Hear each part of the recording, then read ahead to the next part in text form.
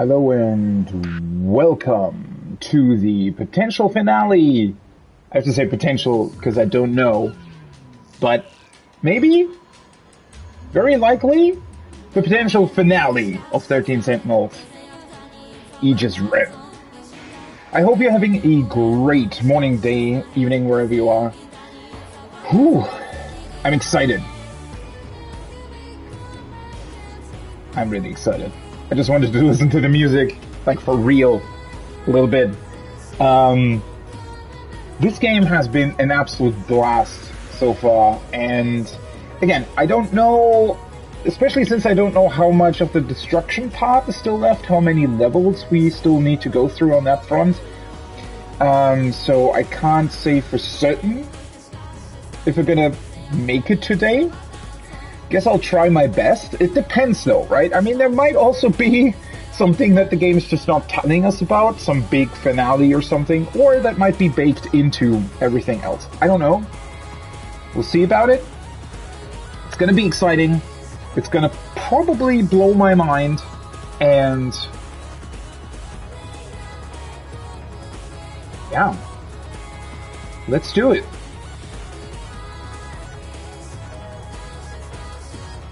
I kind of wanted the music to continue a little bit, but let's get into this. Let's see where the game ultimately leads. Let's see what kind of other conclusions will come up that we still don't really know about or still don't understand. The missing pieces and links between things. Yeah, this is going to be absolutely mind-blowing and exciting, I feel like, and as I said on Tuesday, it's going to be good because we can get right into this with all of the characters that we unlocked for the Remembrance part. Only question being, who do we want to start with? I would say, well, technically we could go for Juro, since he's kind of the guy who we're starting the game with, but on the other hand, he also feels like one of the most central figures to the whole thing. So I'm not entirely sure. Do I want to do it the other way around, or do I want to start with him? Honestly, let's start with him. We're unlocking four characters, or have unlocked four characters at the same time since we cleared Wave 10. Which was, by the way, a really, really cool battle with like the music in the background and everything. And I wonder how that concludes. So basically, maybe to like recap a little bit, last time we cleared a bunch of other characters' stories. There is still some really big burning questions left that hopefully will be answered today. But one other big thing was that during the actual destruction part, right, clearing all the way to second area wave 10, brought up something where apparently in that orbiting satellite, there is this, what I assume to be an AI. It's the girl that talked to Shio Miguchi through the TV. And she was doing something, right? Something that required some processing, but her orbit meant that basically communications broke off shortly before that processing was finished. So now we don't know, was the processing finished and the satellite could do its thing, and maybe only the communications was what we didn't, hear about anymore, or, do we actually have to wait the apparent 14 hours it takes for the satellite to come back into its orbit? Yeah. We'll see what that's about. Technically, 14 hours would be a very, very long time, since sort of in lore, in universe, I guess, every one of these battles only takes 2 minutes, since that's the maximum amount of time that they can spend in their Sentinels before they have to take a break, basically. Which, well, I mean, the game leaves that bit a little bit open. I don't know what it would actually mean in terms of how long these battles take. So if we have 10 waves, that doesn't actually equate to 20 minutes of quote-unquote battle time, because there's also, obviously, they have to travel to the next terminal and stuff. Not that that would take long, since it's only like 2 kilometers apart, each one, but still, it would probably be a little bit over 20 minutes, right? Maybe 30, maybe 40, I don't really know. And also the kaiju might not be, like, always be there right away, right? They might also take some time to appear. Point being, though, that at least in theory, both areas together, those 20 waves that we did, maybe amounted to a couple of hours, right? Oh, actually, I just remembered they actually do show the time, right? Which now, I guess that makes sense why they were doing that, because for the longest time I was sort of asking myself, well, why do we even get to know the time and the date of where the battle takes place? Like, we don't get that information except for the year for the story scenes, so what's the point of showing us the specific date and time during the battle scenes? But I guess now, if we're actually waiting 14 hours, that makes a lot more sense.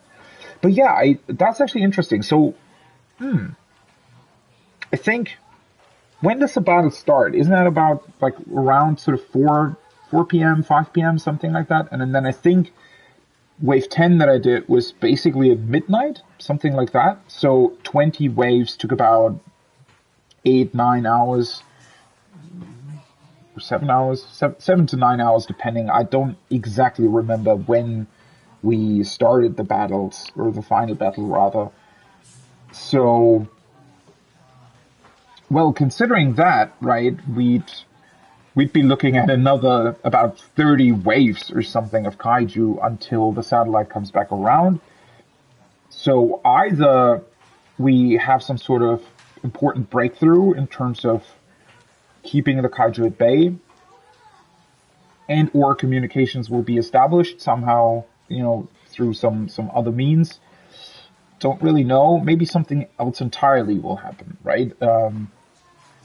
But yeah, that's a detail that I kind of overlooked here, is that we actually do know roughly how long these 20 waves took in terms of actual time. So that's really, really interesting. Well, that's going to be something that we'll find about later on, though. First of all, we have to go through the rest of these stories. What will also be really interesting is whether or not we'll be able to clear all the stories before we continue with Area 3. So, no idea on that front. We'll obviously find out, but yeah. Because that's going to be interesting. I do expect there to be, I don't know, something else at the end somehow? I don't really know. Seems like there's going to be a sort of epilogue or something. Where everything comes together. Maybe I'm wrong on that. Let's see. Let's continue Juro Kurabi, which looking at the percentage, is probably going to be his last scene. It's been a while, I think, since we've... No, it's actually not been a while. The last scene that we did with Juro was him basically finding out that his friend Shiba is fake, that it's something that has been projected into his brain by his nanomachines, and the reason for that was because he got in contact with what's her name? Tamao Kurabe, right? The android, which at that point in time had Juro Izumi's memory character basically in it. And it copied itself over into the nanomachines of Juro Kurabe here, and has since been trying to insert all of its memories and everything into his brain through Shiba and fake videotapes. And through doing that, they're basically trying to merge their brain, or their being, with Juro Kurabe and making him into Juro Izumi again. So it's going to be interesting to see whether or not we see a conclusion to that, or to something else. Juro Kurabe recalled a memory from the past during his visit to Tokisaka Shrine with Nenji Ogata. Kyuta Shiba was the one who transferred from the android to Kurabe. Let's see how that concludes. If it even concludes. I mean, this might just be how he gets to the final battle or something. As Shinonome-senpai told me earlier, there's a second Juro Izumi from another world. He transferred his consciousness into an android. So that must have been what I saw. But still, why did it look just like my grandma when she was younger? That is actually a detail that we don't really know about yet, right? Why she would be here. Hey, Juro. Let's go home. Okay, I think it might be the same deal as always. We basically have to get rid of Shiba and then go, I don't know, somewhere. What? Why the long face? Have another nightmare? Knock it off. I'm nuts. So these are the conversations that we've already seen, basically, and now I guess we are getting a new thing? Tell me the truth. This isn't about my lost memories, is it? You're not trying to restore them. You're giving me someone else's. What are you talking about? They're Juro's memories. In other words, yours. The other Juro Izumi. You know, this one's 3 times older than you. 3 times? The fuck? Wait, what?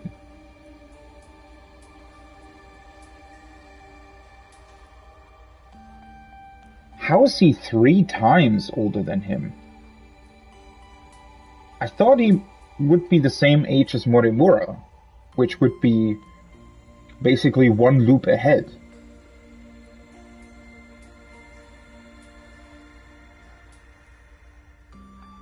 Is he maybe the only character that is 2 loops ahead? I mean, I was going through the event archive at the end of last stream, right? And I kind of thought that there only had been 1 other loop, at least 1 other loop that we knew about.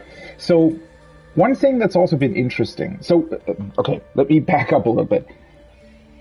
For a while, I was speculating whether or not we still had actual time travel within the game, even though we knew that at that point already that these sectors that we have here are not time travel, right? They exist at the same time. And I was, well, not exactly right on that, but at least there was an actual reason why I thought that. And that's because there actually have been loops. There is no time travel, but there are loops, right? So this whole facility that we're in, with the 5 dome sectors, basically, is set up in a way where after 16 years, for some reason, the sector gets destroyed by the kaiju and then gets reset and reinstated. And while that's happening, at least some of the people, that's still not 100% clear on who's actually being transferred to Sector 0 and then sort of transferred back. Because technically, the game said something along the lines of, if you're transferred to Sector 0, then you don't lose your memories, but clearly most people in the city do lose their memories. They actually do start over. But that's what's happening, right? Every 16 years, the sectors are reset. We don't really know yet why that is happening, right? Because the original goal, or not the original goal, but certainly a goal that this project, or that Morimura tried to achieve with this project, is that she wanted to create a world or a potential future for humanity without nanomachines, or without a certain nanomachine technology being discovered. But she, and I guess her fellow researchers, couldn't agree on a time era where you'd have to start humanity from in order to achieve that. And so they established these 5 different sectors with different eras. Now, that being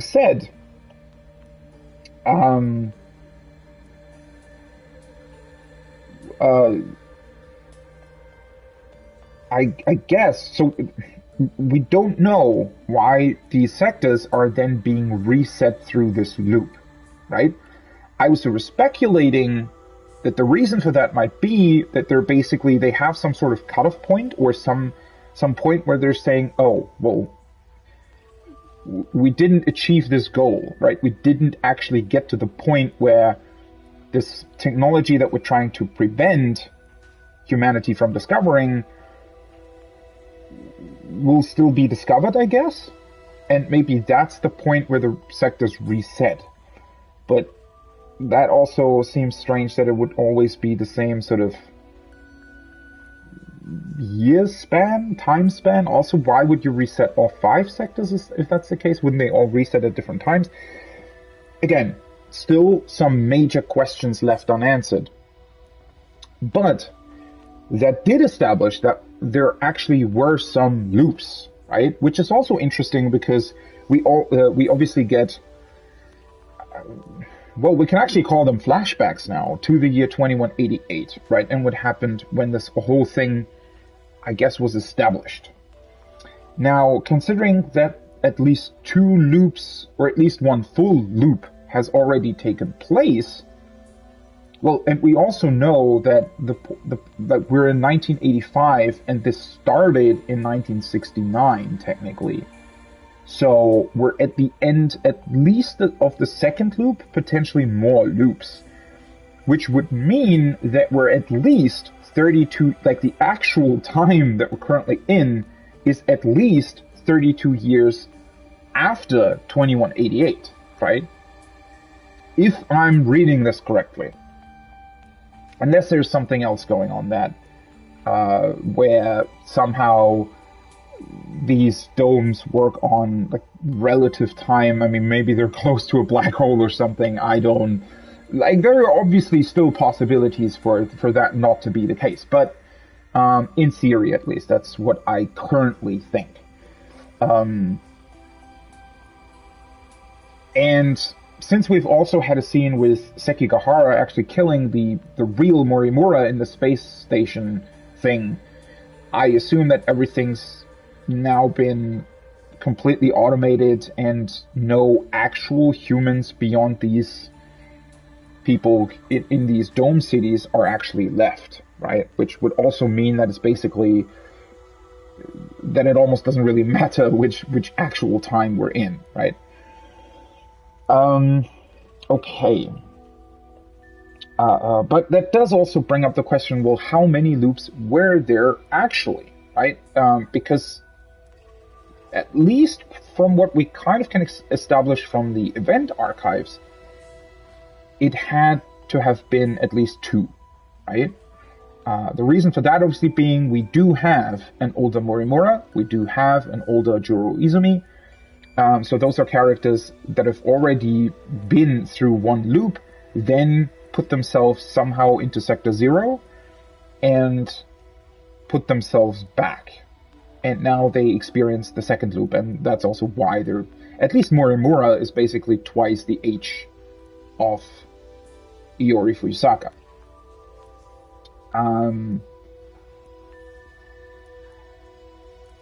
And for some reason, I thought the entire time that both her and Juro were...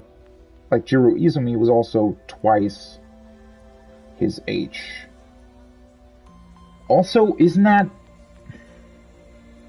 So the Morimura and Juro Izumi that we saw later on fight against each other on the bridge, didn't they both put themselves into the new loop at the same time? Technically, there was a scene that showed that to us, right? So why is Shiba suddenly saying he's 3 times as old as him? Unless Morimura just didn't age through one loop because she had already been this projection by universal control at that point, and that's why she just doesn't get older?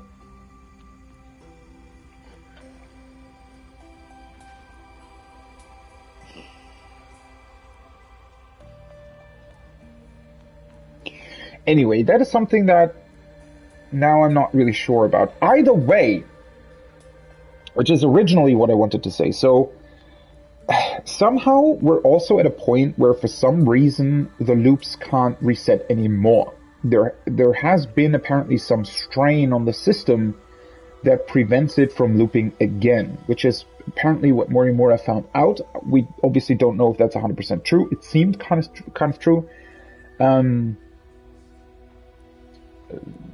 But that means that we have to win against the kaiju basically if these guys want to survive, because otherwise they're being reset but not actually being reset, right? They're basically just being killed off, but the whole system won't have any means of resetting the sectors, and so nothing will survive basically. Again, you don't really know why that's a thing, right? It seems like there's some sort of limiting factor, maybe some, I don't know, energy problem, or maybe for some reason this world just needs something else in order to re-establish the sectors. I don't really know. That's another really weird point, right? Why would you build this whole system with these loops in mind if you then can't guarantee that it's going to loop forever? It seems like a strange setup. It does mean, however, that potentially there were a lot more loops before this, right? So maybe this thing's been looping, I don't know, 5-10 times already. But the reason why we only really know, quote unquote, about 2 or 3 loops is because that was the only time where people like Morimura and Juro Izumi actually were made aware of the fact that this is happening and were somehow able to transport themselves into Sector 0, and therefore their memories survived the reset, right? Because without anybody transferring themselves into Sector 0, obviously we'd have no idea how many loops have already taken place. Unless there is some log or record about that in the actual space station, which technically we do have access to certain logs. BJ, for example, or Miura had access to certain logs, but those that we've seen seem to only really be about the original establishment of these worlds, and everything that happened in 2188, potentially prior to these sectors being built up for the first time. So we can't really say whether or not there are logs, or at least we don't know yet if we can somehow get access to logs about the loops. Well, it was still a very interesting detail here. 3 times his age. How does that work?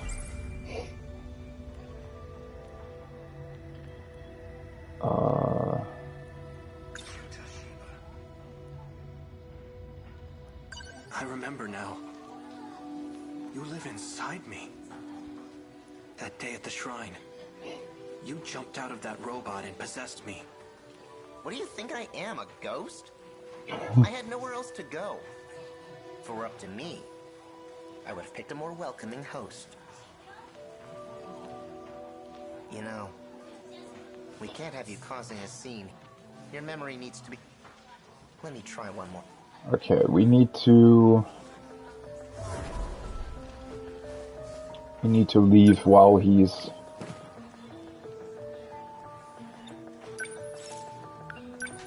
gone away. I don't have any idea where to go, though. Shiba-kun's and not only he's been manipulated. It seems his goal is to... That guy, he called himself... I feel like we've met... So, let me get this straight. He lost his memories, and the damage was so... That's how he began. In my dream... Oh, to do that, and if that weren't enough, the woman I was with in that...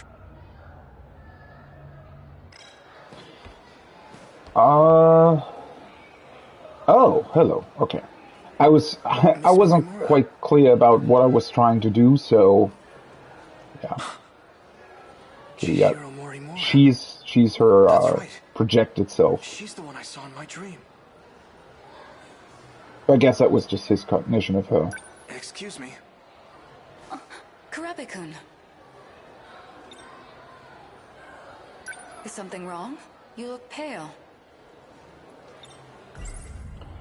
Let's see what she says to the fact that we found out about all of this. Tell me the truth. I'm actually Jiro Izumi, aren't I? The way I am now is something you created. What's this all of a sudden? I get it now. The woman who keeps showing up in my dreams. The one I saw on Sumire Bridge. It's not Fuyusaka-san.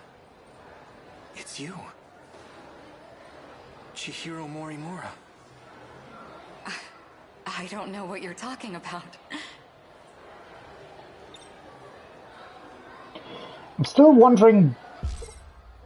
One thing that I've been wondering the entire time is if. I mean, she does basically want to. I don't know if manipulating is the right word, but.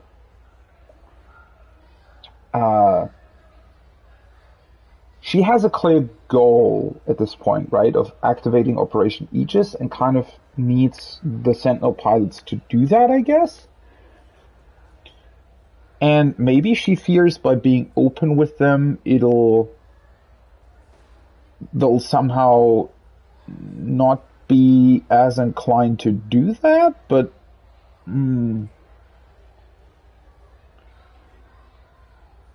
sometimes the secrecy of the character seems a little bit strange. I don't know entirely why she wouldn't be open about that. Have you been At least aware this partly. whole time that Shiba-kun was inside of me? Or rather, Jiro Izumi was. You talk too much.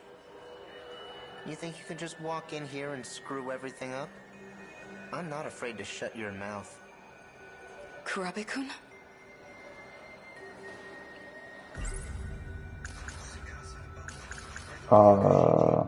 Wait, what's the new? Is she really on my side? She wants to change me back into Jiro Izumi. Can I trust her? That's actually a really good question. She wants her Jiro Izumi back, but would that really include overriding his memories with the ones from an AI android? If the woman from my dream is actually our teacher, then Tsukasa Okino must be real too. Where have I seen him before?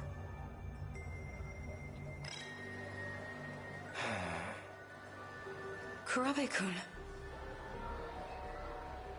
Wait, I guess I can't talk to Morimura because we'd be, like, Shiba would be, or the AI would be trying to somehow mess with that. But what's our other option? That's right. There was a guy standing by the vending machines earlier. Yeah, Okino. He looked just like Tsukasa Okino.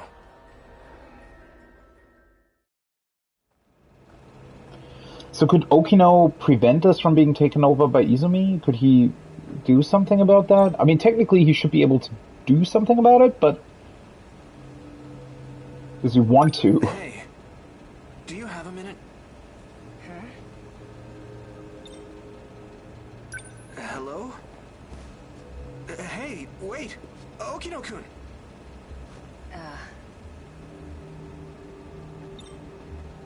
I knew it.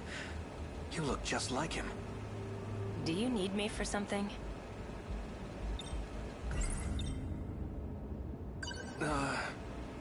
You're Tsukasa Okino, right?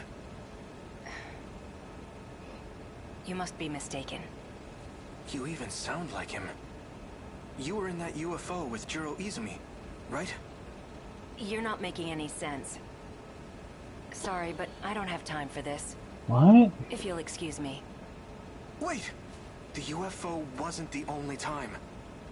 I know I've met you somewhere else.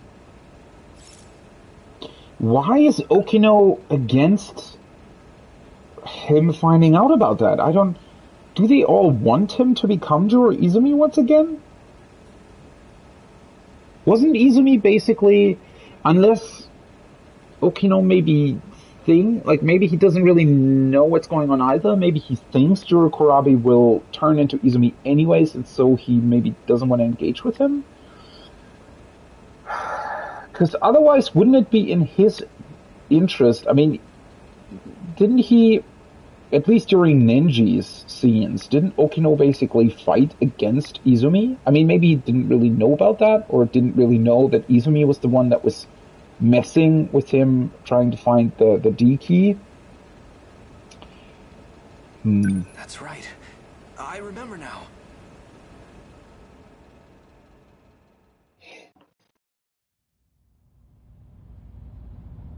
One loop ago. Now the game's actually telling us about that. Face forward.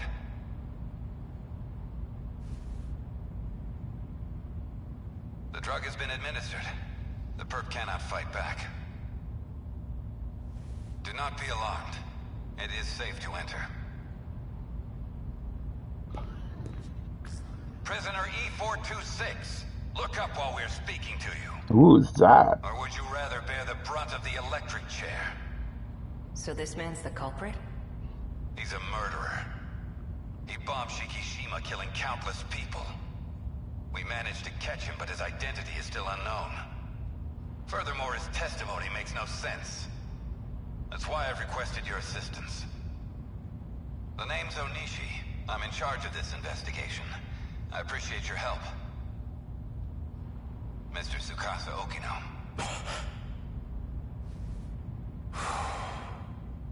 Tsukasa-kun. Take a good look at him. Do you know this man? No, I'm afraid I've never seen him before. All right then. Your biometrics lead me to believe you're being honest with us. Why did you bring me here? Well, we used a truth serum on the guy. He started saying your name over and over. He also mentioned a student by the name of Chihiro Morimura. This is her photo. Do you recognize her? No. We'll be requesting her cooperation soon enough. But it'll have to wait until next week. She's currently out of the country. In any case, thank you for joining us today. I may ask for your presence again if any new info turns up. Of course. You are free to go. Follow the signs back to the waiting room.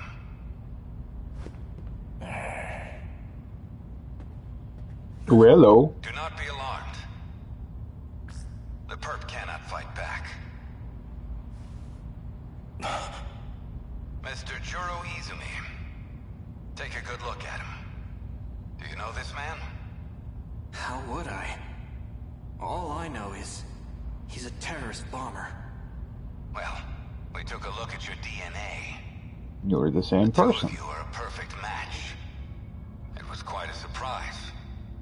What? There's a distinct possibility that one of you is a clone. That's ridiculous. What does he have to say about it? According to his testimony, he is in fact you from the future.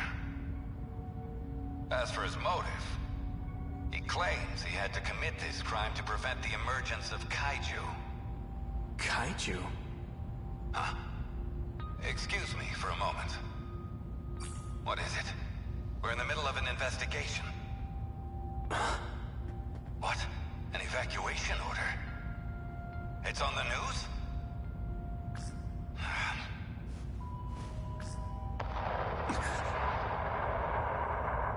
Well, there they are. Kaiju.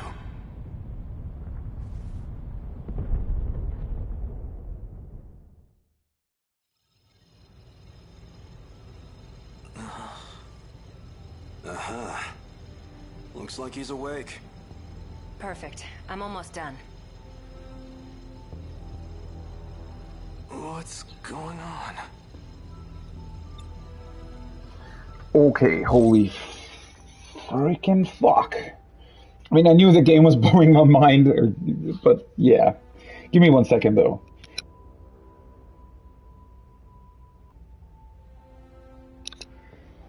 Okay, I'm back. Whoa, that was certainly a strange situation. Had to do a little bird rescue. Apparently, on the staircase here, there are a couple of plants that are there, and somehow through an open window, a bird decided, hey, I'm gonna check out these plants, or I'm gonna check out the staircase. I don't know why they always fly in here. Because it's happened, like, this is like the third time it's happened. Like, it doesn't happen often, right? It happens like every 2 years or something, but it's still kind of weird. And so I just had to, with the help of someone else, try and lure him out the window, where I opened the roof window up, and the other person basically came up the staircase, and we managed to, the bird flew up and flew out of the window. So everything's fine, but that's always the biggest problem with those birds is that they panic, right? If you approach them, they try to fly away, but obviously if you're inside, that's a lot more difficult to do. And so they either fly against windows or against walls, and they hurt themselves, right? So yeah, birds are very, very difficult to sort of get to where they need to go in order to leave again, right? So that was a little bit of a situation here, but we managed to do it. I opened the window, and the bird flew out, and hopefully without hurting himself, but didn't look like he hit anything. So yeah, situation resolved, but that was something. Anyways, let's get back to the game. And that scene was, well, first of all, I guess Okino managed to, or wanted Izumi to, or he wanted to look at his memories, but didn't want to tip him off about that before he did so. Which I guess that now explains why he was, why he didn't really want to admit that he's Okino, probably so that he would have an easier time to access his memories or something, and his memories of nanomachines not really fighting back against that. The scene itself was really, really interesting though. So that happened one loop ago. And at that point, as we now got confirmation, Izumi was already older. Which means that maybe his even older self is then also a projection or something, like Morimura, because he doesn't look, like the Izumis that we've seen so far, doesn't really look, how old would he be? Like 48 or something? Yeah, 3 times, well, obviously 48.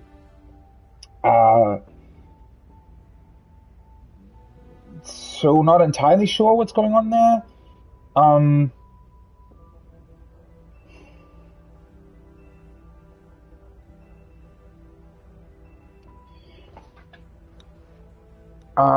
So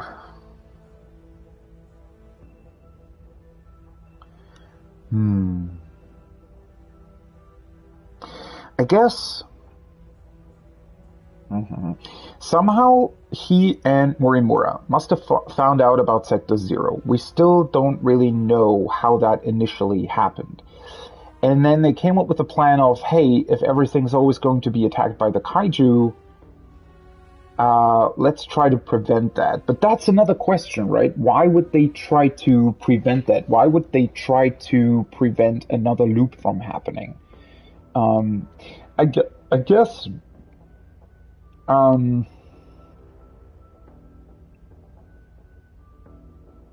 well, obviously they weren't fully aware of what's actually going on, right? I mean, that much we definitely know.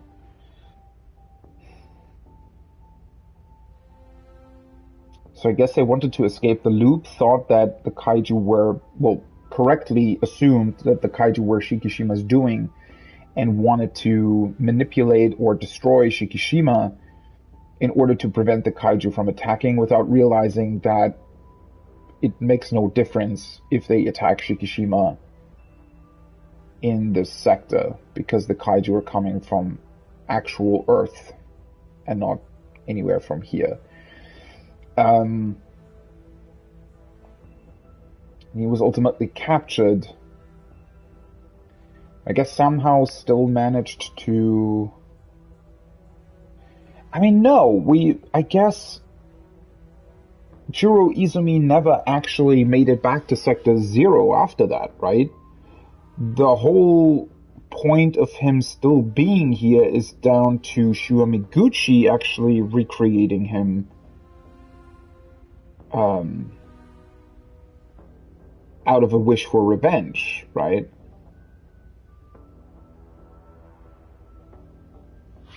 It's all really interesting. And what does Okino want to do with this kind of information? Hey, what is this? Calm down, please. High blood pressure generates noise in the scan. Tsukasa Okino. I remember now. I was attacked out of nowhere. Sorry about that. It was the only way. This isn't the most welcoming place, is it? I can't imagine you would have come willingly. I don't know, if you stopped being so damn secretive, maybe people would actually willingly follow you and try to find out what's actually going on. Especially if you had framed it like, oh, you know, I know that you're having trouble with this sort of weird AI thing that's trying to take over your memories. What if I helped you with that, right? He probably would have just come with you. Yes. Oh, well. Keep your mind calm.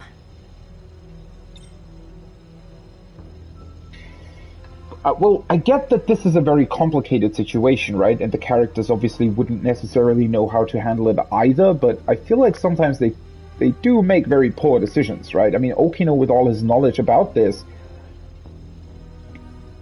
I feel like would have an easier time if he tried to manipulate characters more instead of forcing them into doing his bidding. I don't really... You're Tsukasa Okino, aren't you? I saw you in my dream and you got left behind. I knew there was something odd about you. But that dream of yours is even more surprising than I expected. Juro Izumi, shifting in cycles. There's only one person those memories could have come from. I'm glad I looked into this. To think he'd seek refuge within Juro himself.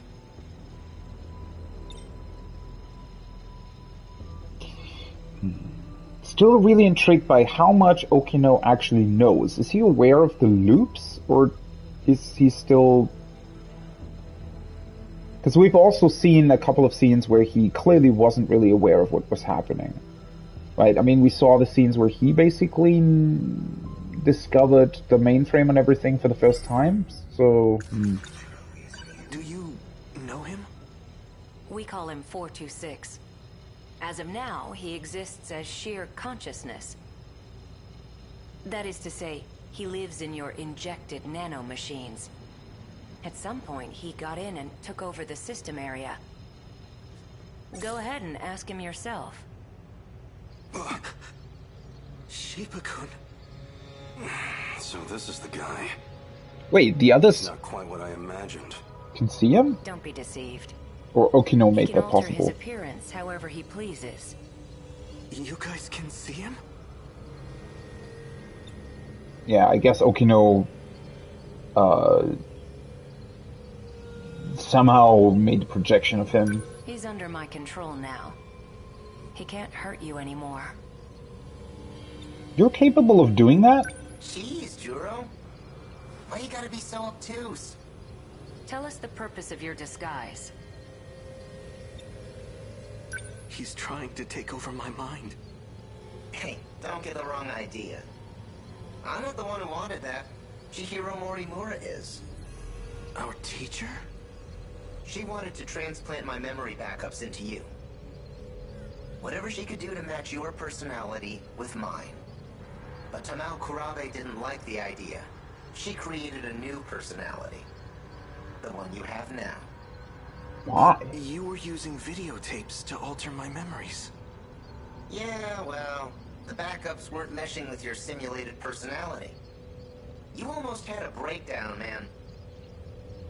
So I decided to turn him into something a little more concrete. Something your current self would understand. You should thank me for saving your ass. Somehow I find that hard to believe. How the hell does Tamao Kurabe suddenly come into this? So I guess Morimura was still working, like she worked with Juro from the beginning, but then they kind of had a fallout with each other, right? Why? Why did you try to help me? Well, if Morimura's plan did work out, there'd just be another copy of me running around. Besides, I don't want to be left watching over your unstable mess. I won't tolerate being used any longer. I'm sick of it. 426. For better or worse, she's given up on the Sentinel project. Her interest in Juro Kurabe has waned. But the Sentinel project is the only option we have. Wrong. Sentinels can't save us alone. Then what can? You're talking as if you know the answer. I do. I've found an effective means for our survival.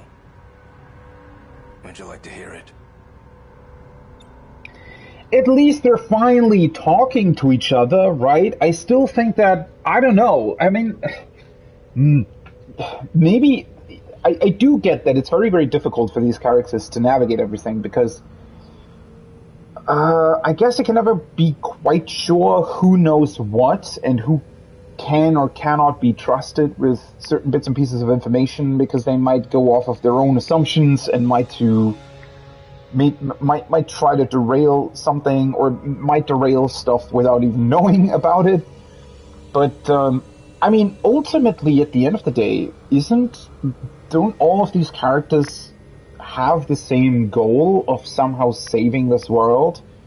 So it'd make way more sense for them to work together rather than against each other, right? Let's see what he has to say. What we call the UFO. I know who programmed it. It was a certain someone named Tsukasa Okino, back in 2188. 2188? It's hard to believe from looking at you now. But he was quite the sloppy programmer. When he designed the environment management system, he borrowed a portion of it from something else. From a video game, apparently. That particular portion contains the D code. It's what's summoning the kaiju. That part of the code was never supposed to be accessed. Oh. Well, it was. Wait, really? So these loops weren't originally part of the design then? Wait, how does that fit together though? How can the system actually or I guess,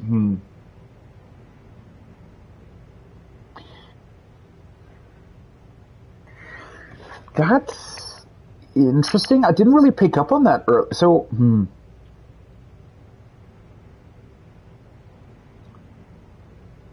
Well, that's kind of okay.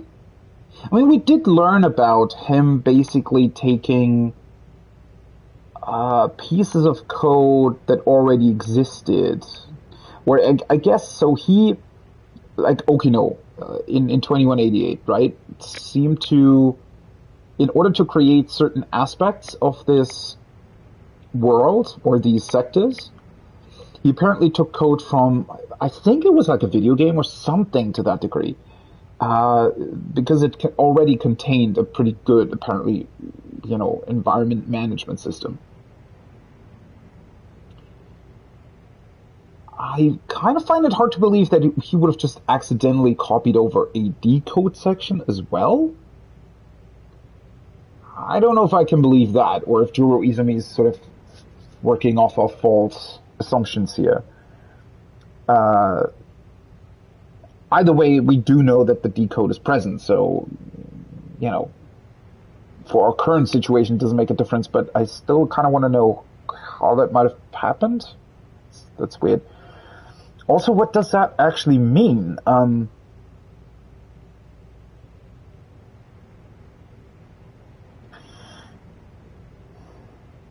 don't know if he's necessarily right about this whole thing, supposedly not, or never, that it was meant to be accessed, because isn't it like, why would something like Sector Zero exist even if it wasn't supposed to, like, if the sectors weren't supposed to reset? And how is it possible for them to reset fairly cleanly if that wasn't part of the original idea? Unless somebody messed with it and somehow it was able to do that? Where was this code reused from? It was a little outdated, even for its time. But it's a little sim game based on mighty kaiju daimos. A Daimos game? You're telling me a video game has control over the automated factories? That's how the kaiju are being produced? Where do you think the name Daimos came from? It's not a coincidence, you know. Up until now, we've been forced to play a game we can't win. But just imagine. What if we gained access to the greater system? We've had limited control over it so far. If we fix that, we'll be able to fight on an equal playing field. Think about it. Each time we destroy an enemy, we'll get some kind of meta prize. Like scoring points. With those, we can use the automated factories to strengthen our Sentinels. Points, huh? Let's just call them meta chips for now. This is getting very meta, if you know what I mean. Shit, okay. It's almost kind of funny and all, but is that really what, like, what? That can't be the actual solution here. I mean, I get it in the context of what we've been, like, doing and what's been happening and everything, but how is that connected to everything that we currently know about 2188? Because the thing that makes that a little bit strange is that the Daimos, we know, unless that's also fake, was that part of the video game that the Daimos were supposedly used for interstellar development? No. Everything that we've seen, or at least we kind of have to assume at this point that everything that we've seen about 2188 is actually true, right? And actually happened.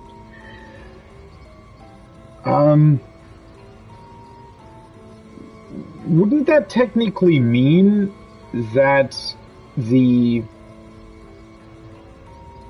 kaiju are still, like, the reason they're attacking might still be linked to this false video game code thing, but their actual creation and everything is still based on an interstellar development project, right? At least you'd think that'd be the case. I don't know, something fundamentally doesn't add up here, I feel like. I still can't trust you. Fine, leave what you want. I don't need your help anymore. Sorry for wasting your time. Do you have any proof of your claims? There was a log on it, but it's gone. Wait. You're putting the fate of humankind's last colony in a video game? That's it, Hijiyama! Huh? You saw the log, didn't you? Hijiyama-kun. Right. The Hijiyama was present when we saw that log, right? That log with Okino we saw in the old school building. I think it was actually during Hijiyama's story.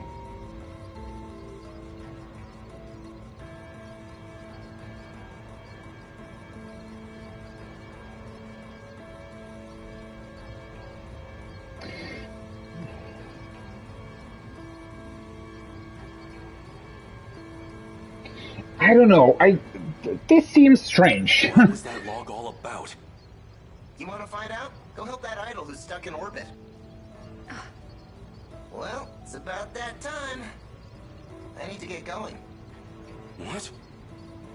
Don't worry. He can't do a thing. Maybe. But a guy like him probably planned ahead. Oh, give the boy a prize. You can be surprisingly sharp at times. Hijiyama. Oh, hello. Sorry. There's Fluffy. Juro! Thank goodness. I made it in time. Yeah, thanks to me talking their ears off. Did you walk through tar to get here? I'm doing exactly as you told me. Foul-mouthed cat.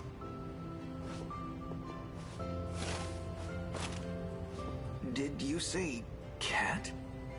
Don't worry about erasing his memory. What? But then... What are you talking about? Let's go. Relax. I won't erase your memories either. So it's her. She's the one who's been cooperating with him. Which is so Juro Izumi. Airlock. Hijiyama, respond please. I need you to open it. Can you hear me? Loud and clear, Yakushiji. Hijiyama, open the B2 airlock. I'm afraid I can't do that.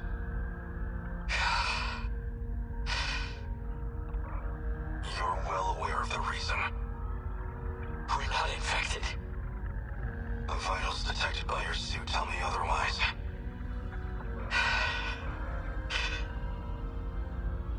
I'm so sorry, Yakushiji. Fine, I may be infected. But my daughter isn't. Please check her. It's true, she's not showing any signs of infection just yet. So you'll let her in, right? Please! Unfortunately, she is likely still in the incubation period. Just save my daughter, I'm begging you! It's not a risk we can afford to take. You and I, we're comrades, aren't we? We've been to hell and back together. If it's the last thing I ask of you, please, Hijiyama. I'm sorry, Yakushiji. You must understand.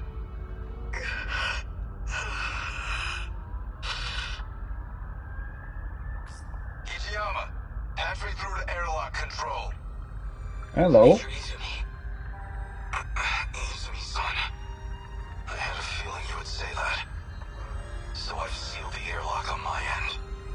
I can't allow you to infect this colony. Don't jump to conclusions. I'm the one getting out. I'll grab a shuttle and retrieve his daughter. We'll give it 24 hours. If she does turn out to be infected, then we'll never return. Simple as that. I can't accept this. It's an order, Hijiyama. Sorry, Yakushiji. You're going to have to leave your daughter with me. In the meantime, you'll need to return to the pod you came here in. Are you alright with that? I entrust you with her life. My daughter. My Megumi. I'll protect her at all costs. I promise. No matter what happens, I intend to fulfill that promise.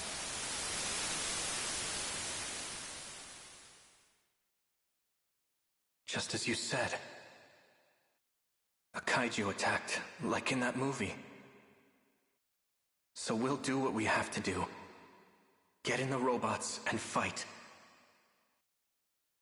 Our fate was sealed a long time ago.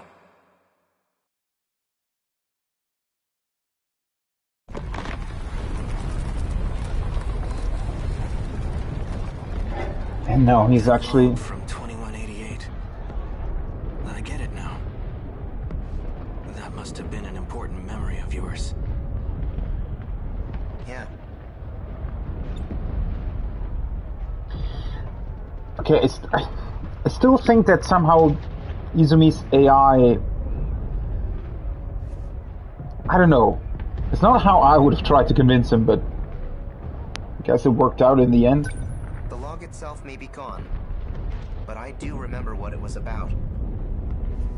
And as long as you have my memories, I don't need to explain a thing, do I? Are you really okay with this? Of course not. I want in on the action too. And yet, you're entrusting it all to me.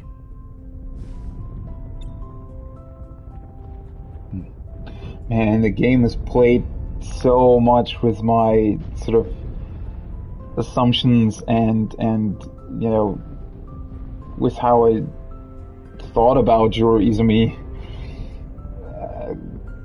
That's crazy. Even though they kind of turned you into a sissy, in the end you're still Juro, just like me.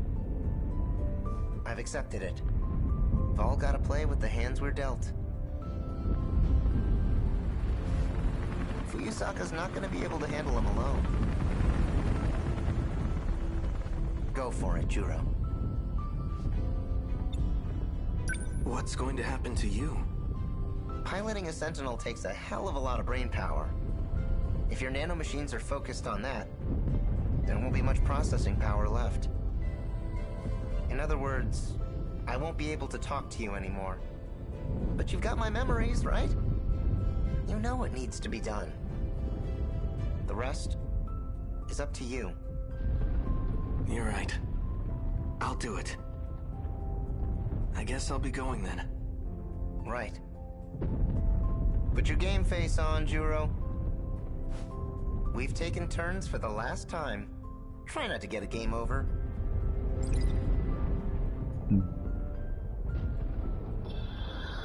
Well then, let the actual game begin.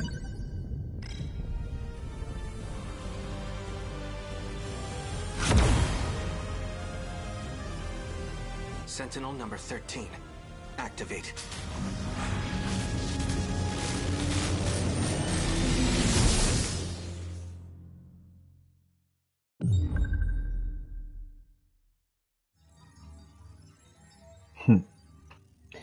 I still find it, I don't know, like, this was a really, really cool scene, and there was so much information in that, and yet I still feel like we're missing a fundamental piece of all of this.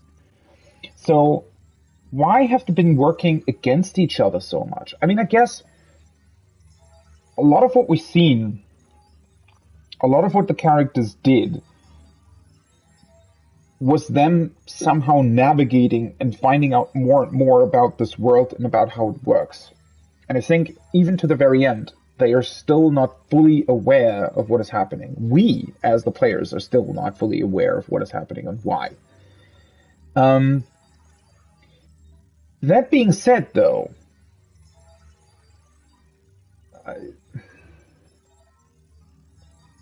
how do I put it? Like,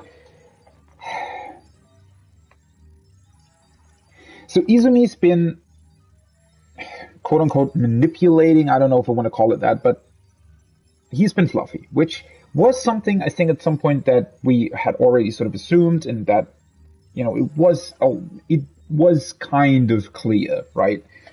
That definitely something was going on there.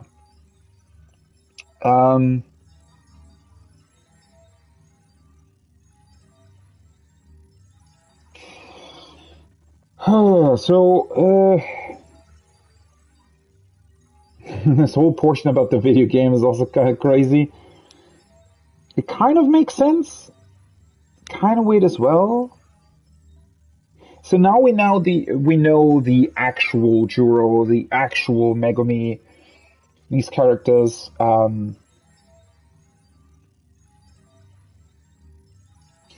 Somehow I still feel like I'm missing a major link here.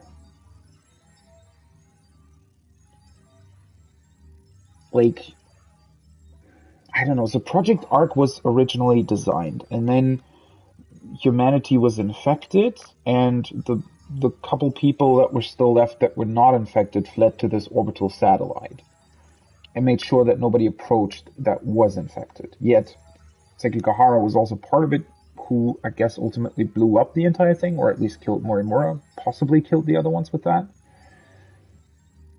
So in order to survive, they basically put themselves into these colonies in Project Ark, right?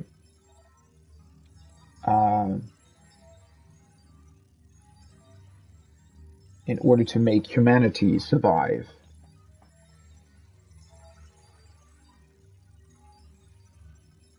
But were the kaiju really not supposed to attack? Is that really something that was just... I mean, I guess it fits with... But how does everything reset then? Why is that a thing?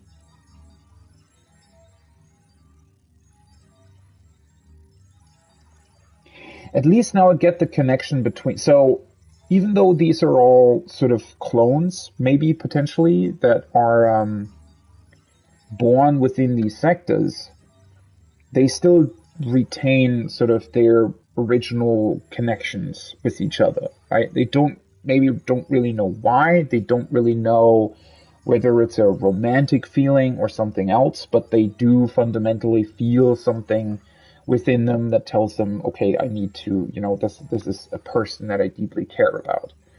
Which is ultimately why Megumi cares so much about Juro Izumi. And Izumi, on the other hand, uses that, in a very manipulative way, but also in a way that makes sense for the characters, right? Where Izumi knows that Megumi will do everything in her power to get him back.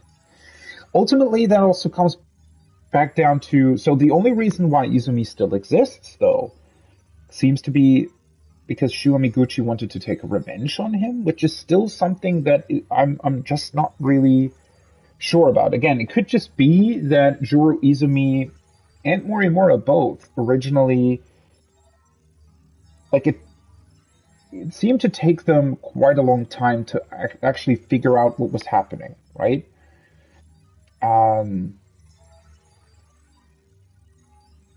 Because we still don't entirely, or at least I still don't really entirely understand why Izumi killed those people at one point. He couldn't have known that his AI would then later on be brought back in an attempt to get revenge on him. So that whole thing of him killing all these people, I still don't really understand. Unless... Well, he was... Okay, so at that point in time, he was working off of the assumption that the decode was what was summoning the kaiju, which is apparently correct, but his solution was, okay, let's just kill everybody that has that in them. And he ultimately failed with that, so then he came up with another plan, I guess?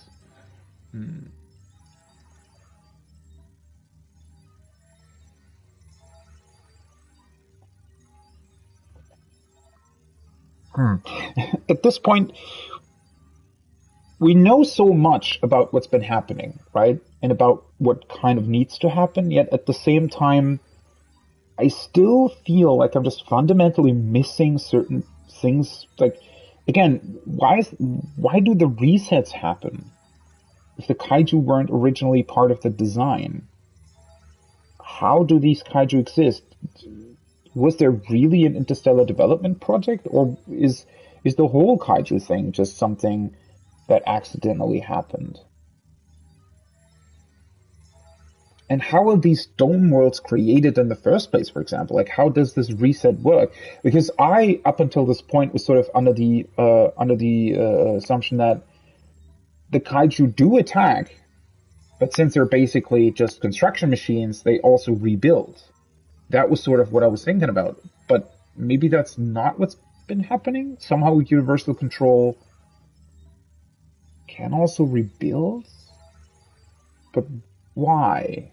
Like, again, why do these loops happen in the first place if they weren't part of the original design? Unless they were, and Izumi just misunderstood that crucial part?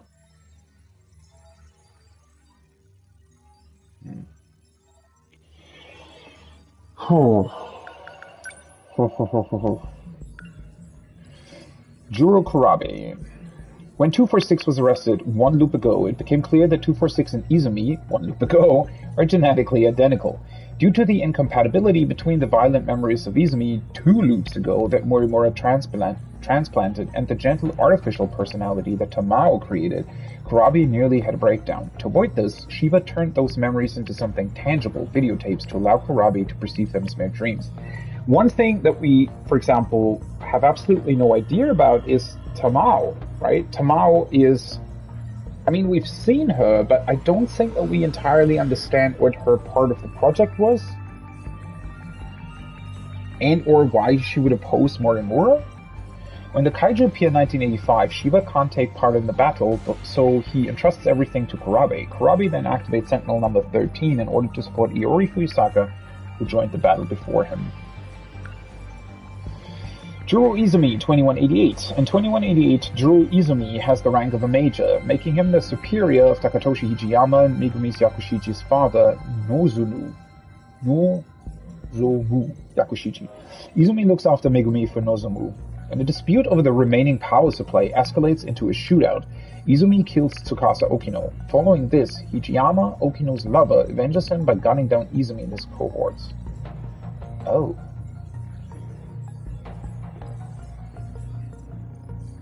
Wait, when did that happen? I kind of remember that happening, but I also kind of don't.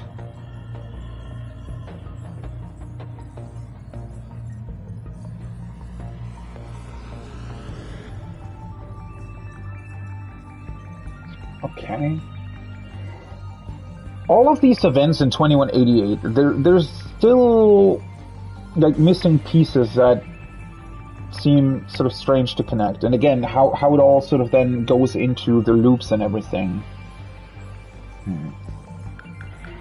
Megumi Yakushiji, 2188, is 8 years old.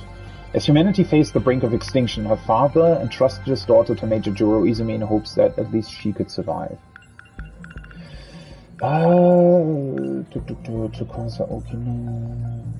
Tamao Kurabe, yeah, let's take another look at that.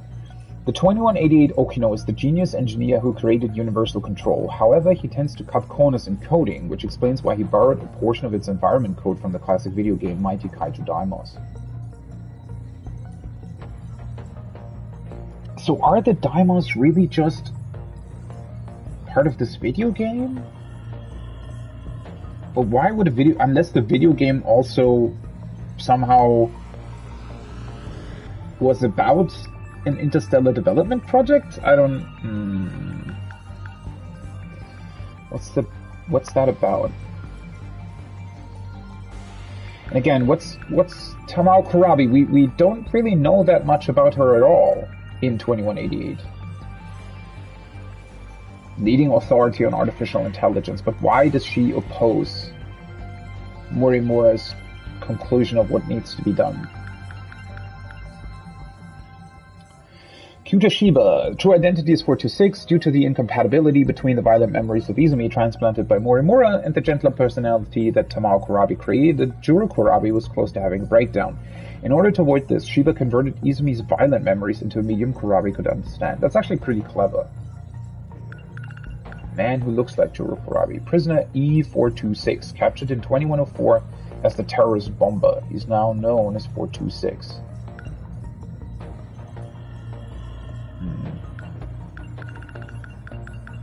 Headgear. Okino uses this to gain control over 426, who had escaped into Juro Kurabe.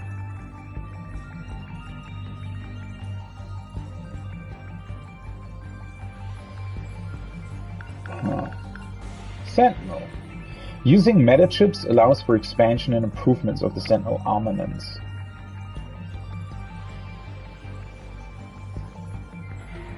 So they're literally sort of gaining the systems. Like now that they're aware of everything, at least mostly aware.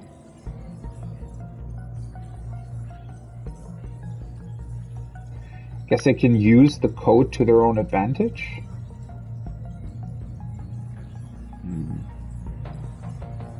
I mean, this feels like it's a very clever twist, but I'm kind of... That was definitely unexpected and kind of weird. The 2188 Tsukasa Okino is the developer of Universal Control, as well as the one responsible for borrowing a portion of the environment management system from a Daimyo simulation game. Wait, so... Is this Daimyo simulation game that they're talking about, is that basically like a construction simulator? I mean, that could make sense, right?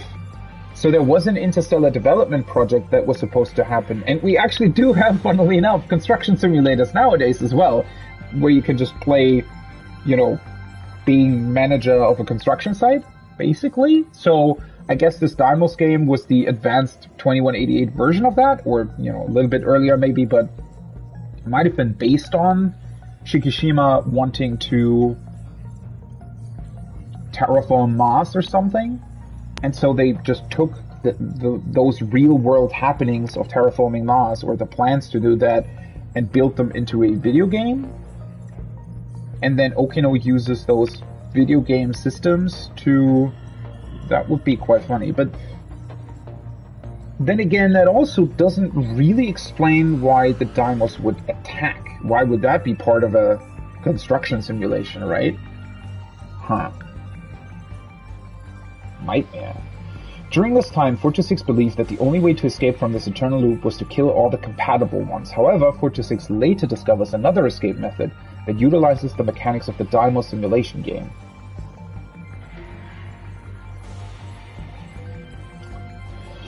So this whole destruction game is essentially being set up so that we can win against the kaiju. So we're utilizing their own system, their own programs against them.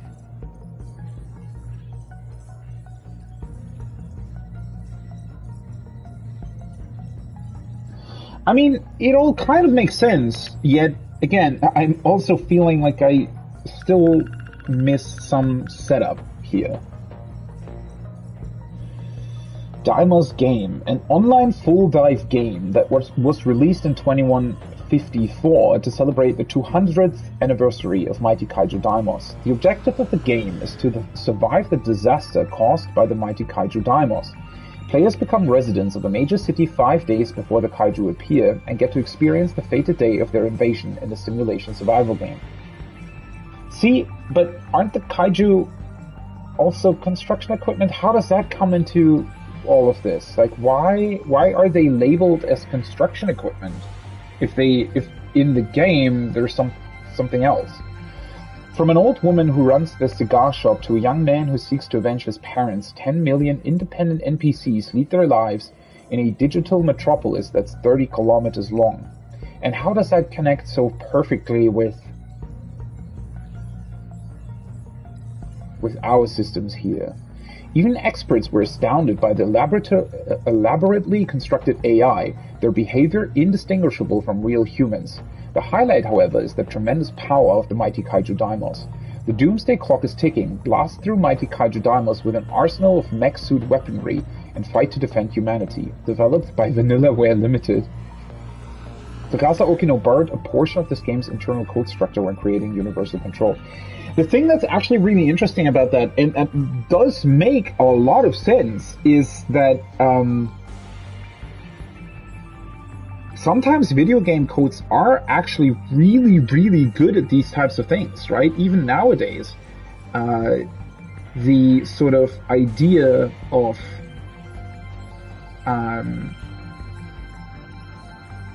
video game code, because otherwise you don't really sort of need this type of capability, right? I mean, unless you actually want to construct some sort of project arc for humanity's survival, you wouldn't necessarily need a simulation system like that, right? But in a video game, you do need something like that. So it definitely makes a whole lot of sense that this code, at least in a way, already existed in a video game. Like when you look at our current landscape even and think about, well, if we wanted to try and simulate a world, then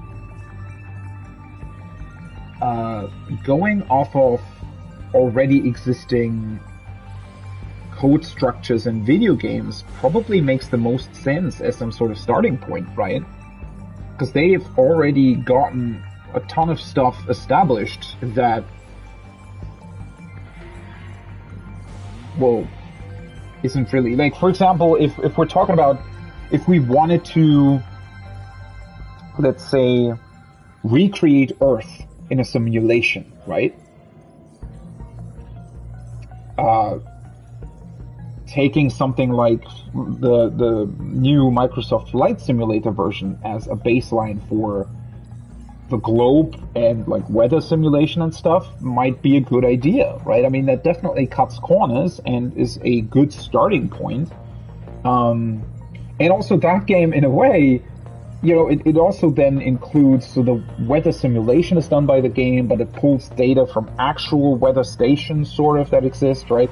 So, and then you'd maybe go, if you had the processing capability, you'd maybe say, okay, so now we have the baseline of the globe and everything, and maybe some sort of environmental simulation system, and then you can go in and maybe take the AI from some other game and insert it into a flight simulator, right? And, you know, slowly build up a simulation of our world, right? I mean, it definitely makes sense that you could use, maybe not exactly the code structures of the game, right? I mean, whether or not you can use the code for that is one thing, but definitely a lot of the ideas that are being done by those kinds of games, right? And as well as for other sort of resource, either simulations or well, anything really, right? You might want to look at, I don't know, EVE Online, or, you know, MMOs like World of Warcraft, or older stuff like Ultima Online or something, right? Because they also had certain bits, like maybe you wouldn't necessarily use their codes, but you would maybe use certain ideas or certain setups as sort of a baseline of what you can do later on, right? If you wanted to achieve certain things. So I do think that that's a somewhat realistic thing here. What I just don't really get is, how does that connect back to everything else? Like, is it really this one facility in Sector 4 that is actually producing them? Or did the Kaimos actually, like, did they not exist up until that point? How, right, how's that all connected?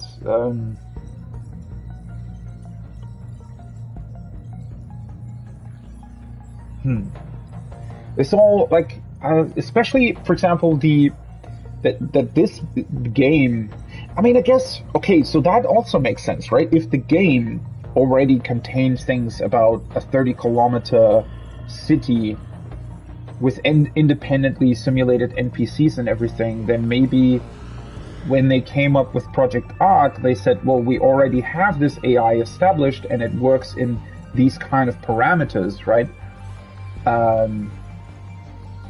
Maybe it was just easy to say, well, let's also create a 30-kilometer city, because then we don't have to maybe come up with more code, or we can be sure that the code already runs fairly stable, right? They wouldn't, like, if you were to expand that, maybe the code would become unstable. Maybe you'd have to do way more things yourself for the simulation, whereas if you're just using it as is, it might work a lot better, right? So, yeah, I kind of get that, but it's still, all of this is still,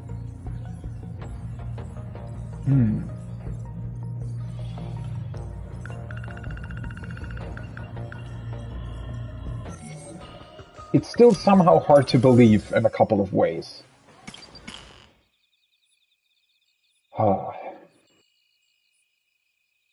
Okay, before I continue with Megumi, though, let's maybe continue with the other ones that we unlocked earlier. Well, well. So let's see where Tomi Kisaragi's story goes. Using the underground gate, Tomi Kisaragi and the others return to 1985, but Miwako Sawatari is nowhere to be found.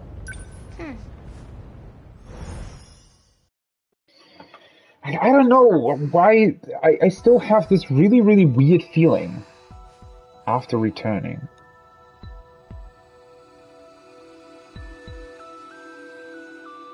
I still have this really, really weird feeling that I'm still missing some sort of major point here. Usami-chan, I've been meaning to tell you. I found a cafe with some amazing-looking cakes.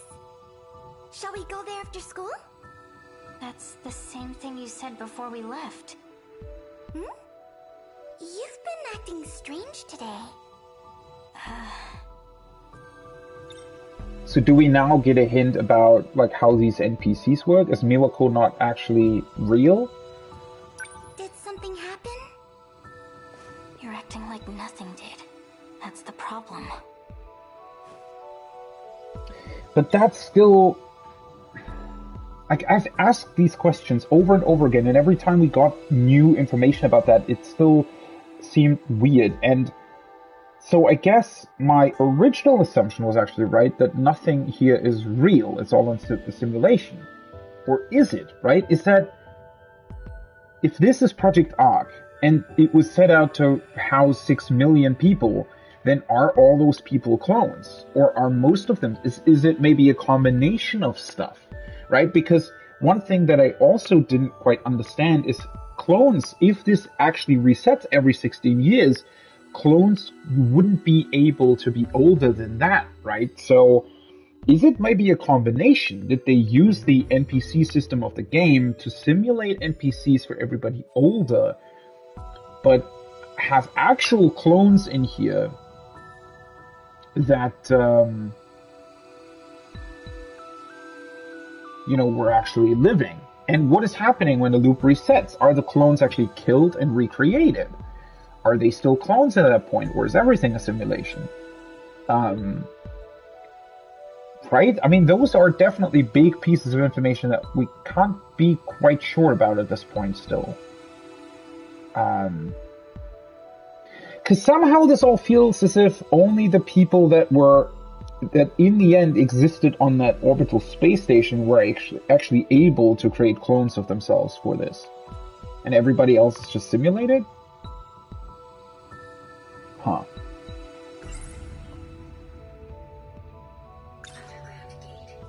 Oh yeah, we went way deep underground. You were freaking out. You've got to remember that, right? Underground? You mean the downstairs food court at the mall? No.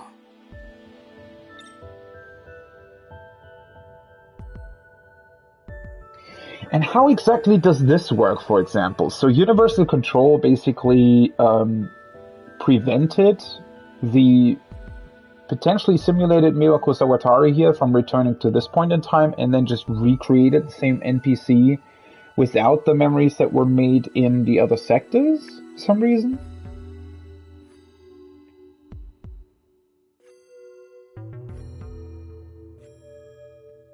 But that does also bring up the question of what exactly does Universal Control want? Like, how is it programmed? I feel like there are also sometimes sort of weird contradictions in that. We went to the ruined future. You really don't remember? You said that this morning, too. I've never heard of Ruined Future. What kind of shop is it?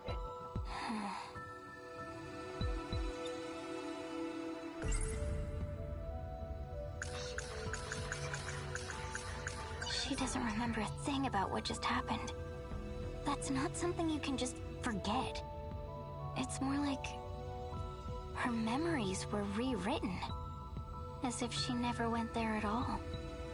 The school marked us absent those days, but she's acting like she's been here the whole time. It's crazy.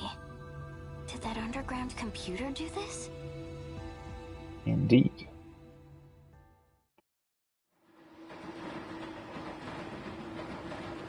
Hey, I'm glad you remember at least. So now we see this actual scene play out, not the recreated version by Okino in Nenji's brain. Miwako has no memory of the To her, it's like nothing ever happened. And Shinonome-senpai, she doesn't even remember my face. So that's what Sekigahara meant about being managed. Damn. If that's true, then everyone here's in the same boat, right? My mom? The people of my city? Maybe they're all hidden somewhere, being monitored. It all comes down to that underground computer. I bet it has the answers.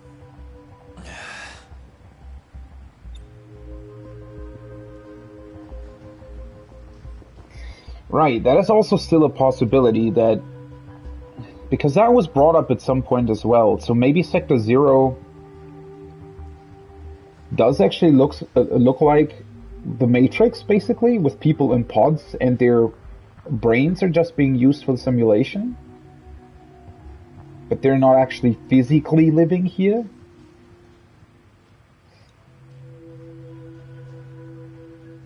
But how would the reset work then?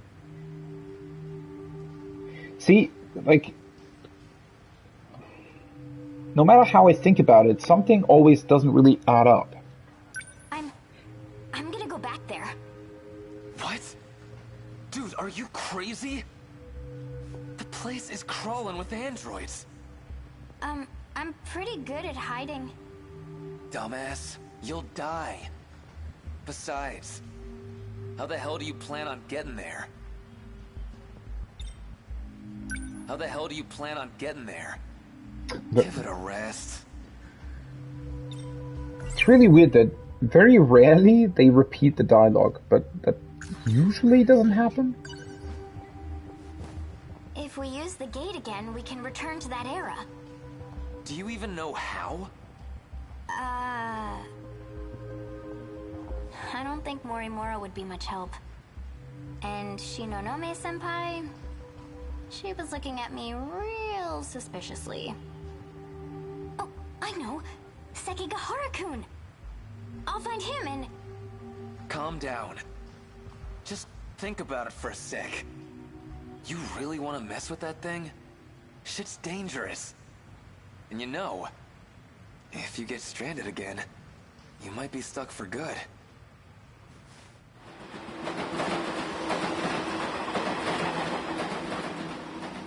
I guess when you put it like that, maybe you've got a point. I should slow down and think a little. But still... Now that I think about it, why do you care? Don't tell me. You're worried about me that much? Am I really that important to you? Oh, shut up. Go ahead and die for all I care. Holy fuck. I'd feel pretty shitty being the one who let you do it. That's kind of a fucked up sentence to say. So that's how it is.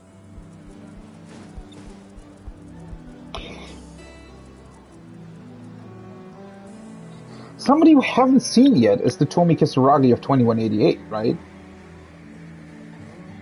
Considering that we know that Nenji is the one who basically took over Shikishima Industries from apparently his father,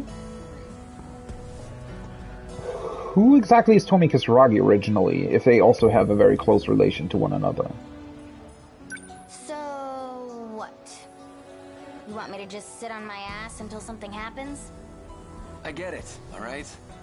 We'll think of something together. Just don't go rushing off on your own.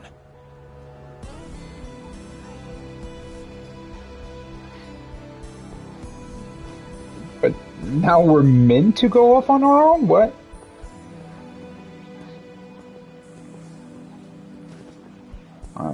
Okay.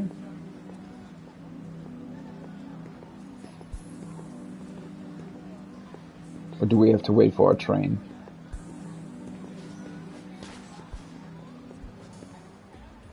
Well, look what we got here. Ogata, most punchable face in the city. I think it's about time we settled our shit. Hey now! Come on, you're fighting again? Stop that! Hey, stay out of this, idiot. What do we got here? Don't tell me this little bitch is your girl. Didn't know you were into elementary schoolers. That's messed up, man. The hell did you just say? You wanna say that again? Say it to my face. So now the scene's playing out from Kisaragi's point of view. Hey, stop it! That's Go. only a taste of what you deserve, asshole. Last time I saw this, I think Ninji was the one that Whatever you want. that lost. I can't keep waiting around like this.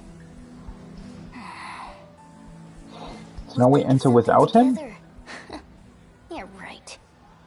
Keep your word next time, dummy.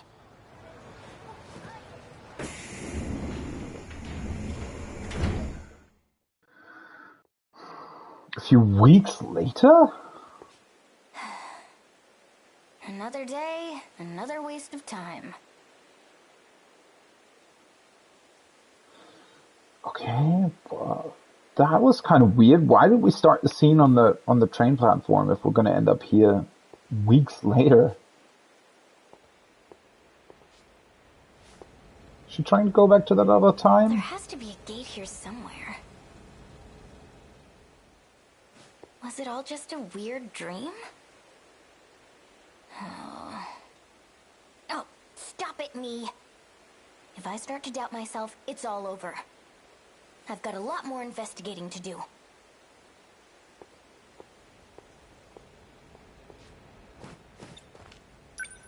When we arrived, the gate was right here. If I stand here, I should be able to go back.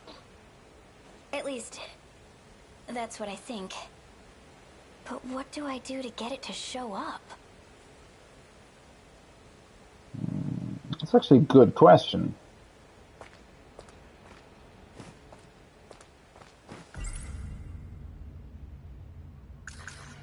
In the far-off future, Shikishima planned to colonize other planets. And the kaiju were tools for terraforming the surface. What are they doing here in the past?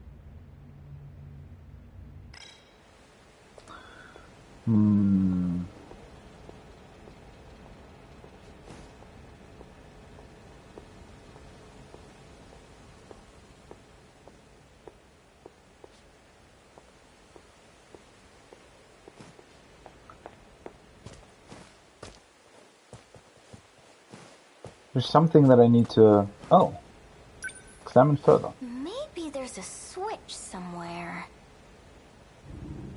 Oh, wait. Somebody else is coming. Here we are, 1985. Do you know what you have to do? If I hadn't seen it with my own eyes, I'd be questioning my sanity. It's so absurd, my head's going to burst. You can head back and rest up. Okay, now. Don't worry, I won't be going anywhere. I just need to ensure Chihiro Morimura doesn't find out. Time to pull a few tricks on the gate and cover our tracks. Why is he working against them, though? Like, what kind of assumption is he basing this on? I saw that. Oh, this is how he basically originally... Because that's what happened in the other scenes, right? He's meeting up with Kisaragi and accessing the gate and everything. Right, this connects back to a few other scenes that we've seen. Finally found my inn. So... You there. You seem to be able to access the gate. Who are you? Tomi Kisaragi. And you are... Okino-kun. A guy who doesn't want to be caught by Morimura. Right? Now then. Won't you do something for me? You don't have much of a choice. Holy shit. Kisaragi can be quite Pushing? Is that the word?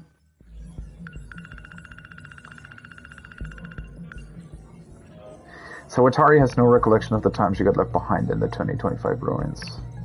Yeah, I suspect that Miyako isn't actually real, or at least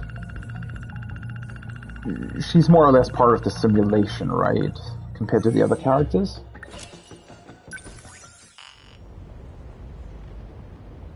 The idol in orbit. Okay, so now we need to do his stuff. So I guess now we're gonna find out who that idol really is and why she's there. Shomiguchi was shifted into a sentinel that appeared out of nowhere and ended up in outer space. When Amiguchi returned to the surface, Tetsuya Ida pressed him to cooperate. Right, he was the one that basically realized the stuff about the Dome Cities first, which...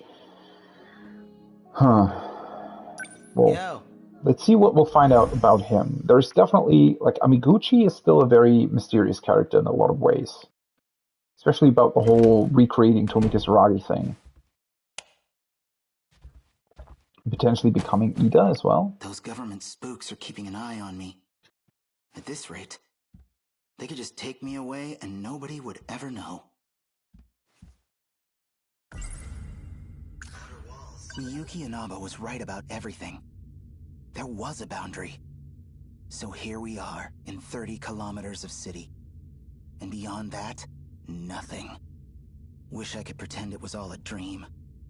My own private little adventure with Yuki-chan. Back in my dream, he called himself Tetsuya Ida.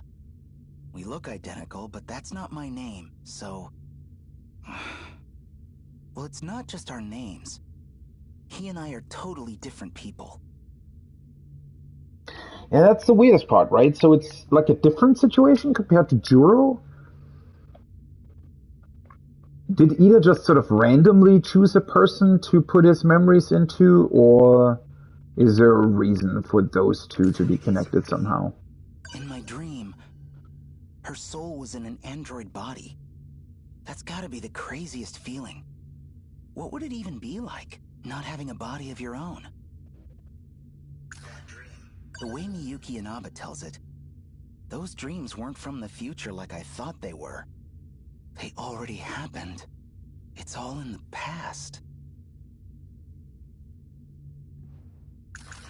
So she was watching me this whole time?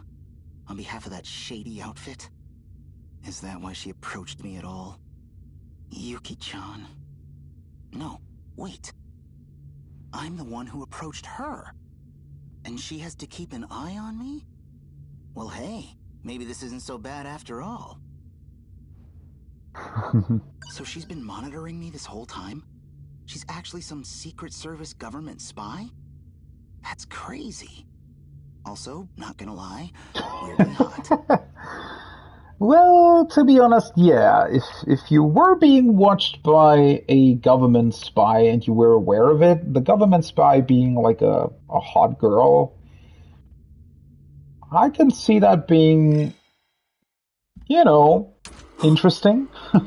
Shukun, please help me.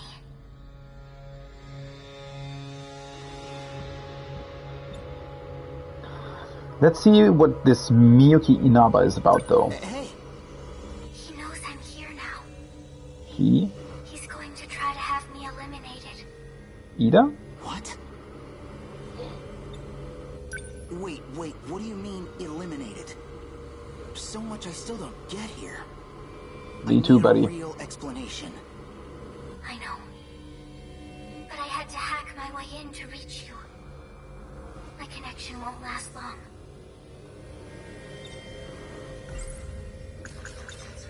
When you say he, you mean Tetsuya Ida? Yes, Why is he after you? because I'm helping you. So? That's right. He's trying to reset Project Ark. He wants to reset it. What would that do? The world would be destroyed by kaiju. Everything will be gone. They want to start over. They want to restart this world from the beginning. They've done it before. And a reset means you would be erased too. But see, how does this fit together with the kaiju being, unless they're using the knowledge about that code? But again, that brings up this contradiction that I was talking about earlier. So I don't necessarily buy the whole idea of this video game simulating. I mean, yes, the video game might simulate a kaiju attack, but it's not the sole reason for why it's happening, I feel like. There might be a reason for why it's specifically been set up. Like somebody might have found out about this part of the code being there and then specifically activated it.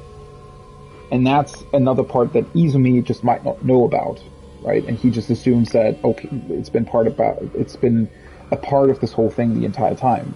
But then again, the scenes that we've seen with Ida also made it seem like he knows something, but definitely not everything about the nature of the place he's in, right? For example, he didn't seem to be aware of the fact of how Sector Zero actually works, and definitely wasn't aware of the fact that apparently there's a limit on resetting this. But then again, at the same time, we can't even trust that type of information, right? I'm not entirely sure if that's actually real, or if that's just something that Morimura might use to pressure people into not resetting the entire thing. And why would Ida try to reset everything? Like, what's the point of that? If he also has to jump through a lot of loops to even get himself, or to even back himself up into Sector Zero, then why do the whole reset thing in the first place? You're talking about kaiju now? You've already seen them. You mean those things in my dreams?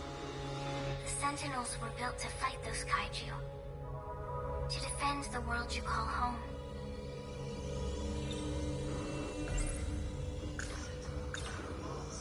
So it's just space beyond the enclosure walls. That means we're in some huge spaceship, right? Why does all of this exist? Why cover up the truth? Now we're getting to the real questions. Hidden below your town. We call it universal control. We? It has led you to believe you live in Japan, in a certain historical era. Why? Possibly to make your lives easier. Possibly to make you easier to manage. Even I couldn't tell you the real reason. Really? Why do you not know the real reason? So why are you trying to help us? You still don't know who I am. You and I have met many times in your dreams. Oh? We have? Wait. You're not Tetsuya Ida, are you? You might be overthinking this. Oh, we're supposed to find out who she... Okay. Please. We don't have much time. I thought we could ask her about the other characters rather than answering her actual question. Okay, so we're meant to answer a question. Well, Yuki Inaba is what she's actually called, right? And we've seen with the... So the only person... I was actually saying that in the last scene, right? The only person we don't yet really know about is who Tomi Kusuragi was in 2188. So maybe that's her? Oh, that song from my dream. Right, Kisaragi is actually an idol, right? Or not really an idol, but she's like a streamer person? Okay, it makes sense.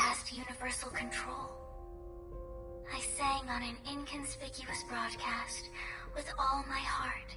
That actually makes so much sense. Fuck. Kisaragi. Yes, it's me. But a different Tomi Kisaragi from the one in your world. I'm not human anymore. Just data on a computer. But that's exactly how I can still help you. That's actually pretty cool. So the implication here is that she managed to get through via a song, which in a weird way makes a whole lot of sense, because how would you get past the AI of a supercomputer, right? Maybe introduce something that even a very, very futuristic AI might not fully comprehend, which is human creativity and art. right? That's pretty cool. So I guess now we're gonna find out who she actually is, or at least part of what she actually is. Why is she still there, though? Like, so she managed to get herself past the supercomputer, established an AI version of herself. She's been reaching out to me, using my TV set to break through the walls that separate us. She's the Tomi Kisaragi I saw in my dreams. The Tomi Kisaragi who has no body left. Just a mind inside a machine. Oh no. He's at Sector 3's terminal. Help me, Shukun. If we don't stop him, he'll erase me. What should I do? Inside the outer walls. I hid your Sentinel in... Hey! No, come on! Don't leave me hanging like this! Wait, she's actually there later on to help us during Wave 10 of Area 2, though, so... Maybe it's just the orbit that was a problem? Or maybe she's somehow gone. cut herself off so that she wouldn't be erased? Can I really make a difference? I can already tell this is gonna be a huge mess. Nope. Nope. A girl has asked for my help. I can't just run away from this. I'll go. And I'll figure out the rest when I get there. So his Sentinel is hidden in the outer walls currently, okay.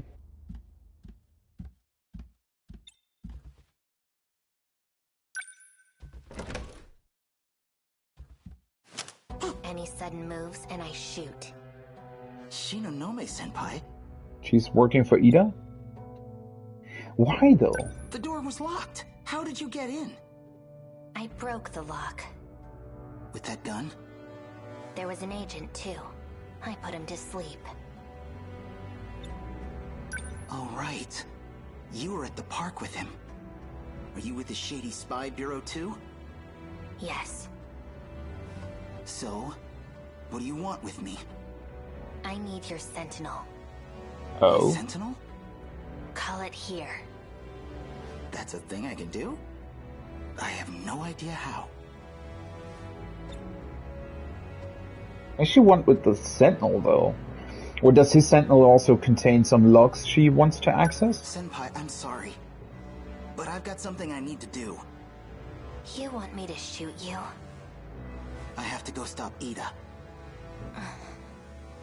Maybe that's what she wants to do as well? Sounds like we're on the same side. See, maybe you should just talk more instead of always just pointing guns at each other. I feel like a lot of this could be made a lot easier if the characters just talked with each other more. But I get that it's kind of complicated in this specific situation. Hundreds of tons. How does it fly in the air?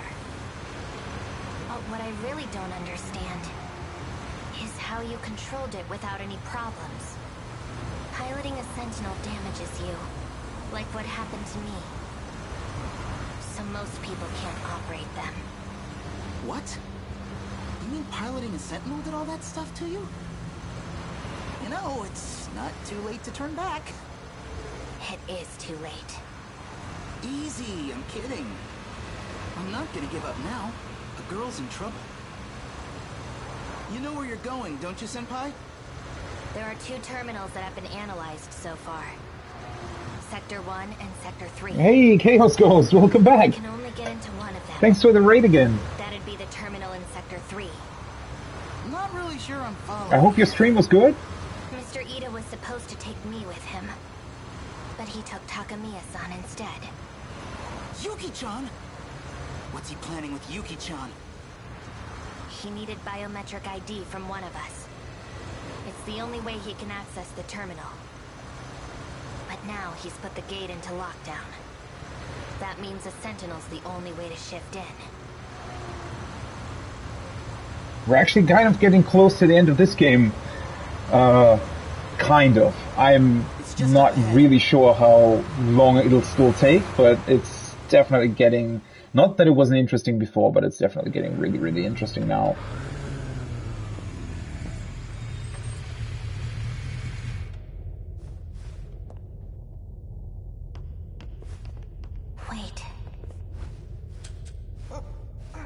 okay? What is this place? The outer walls of the spaceship, I guess. It's a spaceship? What are you talking about? Oh, whoa, okay, so you never found out that part. It's a long story. This doesn't make sense. How could there be a facility like this in a tunnel? I don't know how, but there is. Let's look for the Sentinel. Well, it's not actually a tunnel, is it, right?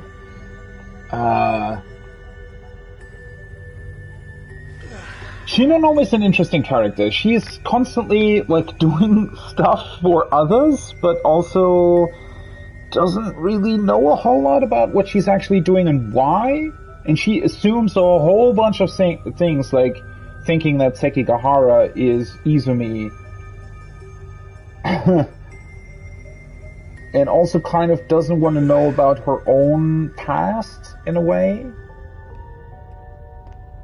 Man, there's still so much so much information to find out about. It's really here. The one I saw at the park. Miyuki and Aba hid it here. By the way, why does she even call herself Miyuki Naba? Is that her actual name, or is that some sort of artist name that she's using? So, now what? Well, activate it. Yeah, but how? How did you do it before? I don't know, it just kinda happened. What about your activation switch? You should have one somewhere on your body. A switch? Where nanomachines were shot into you. That's where code was injected into your system. So that should be where your switch is. Do we know when that would be? Have we seen a scene where I got he... shot. I think she got me... right around here? Swipe across it. See if that starts things up. Here goes nothing.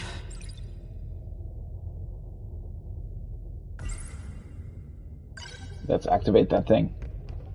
So I just swipe it... like this?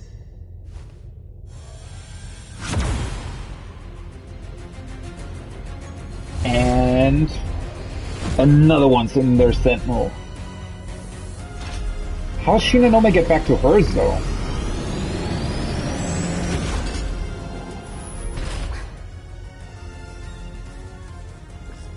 Okay, I see you.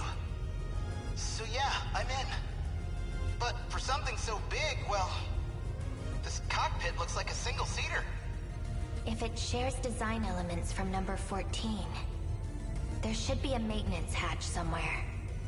From there, I could set the shift destination. Okay, let me look. Why does she want to shift somewhere?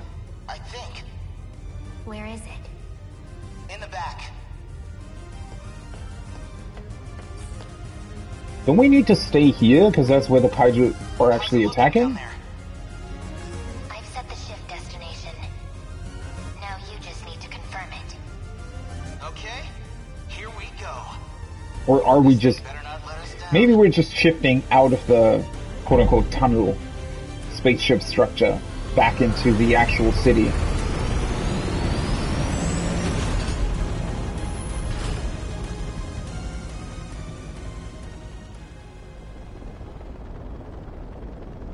No, we're in Sector 3 now. It's like a world after an apocalypse.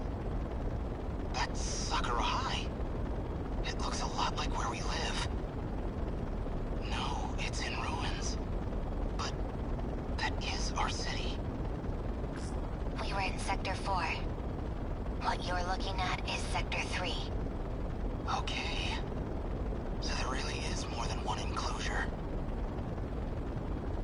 It's down there. The bottom of that hole is the terminal.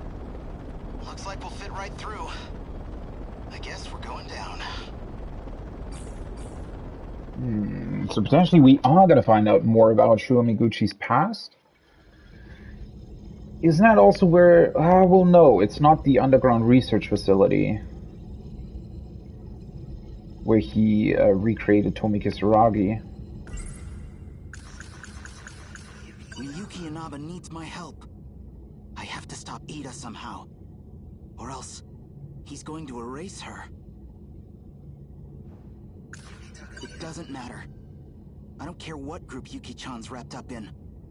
I'm going to save her. What are you doing here? Yuki! Freeze! Any closer and I shoot her. So, found a way through on Shu Amiguchi's Sentinel?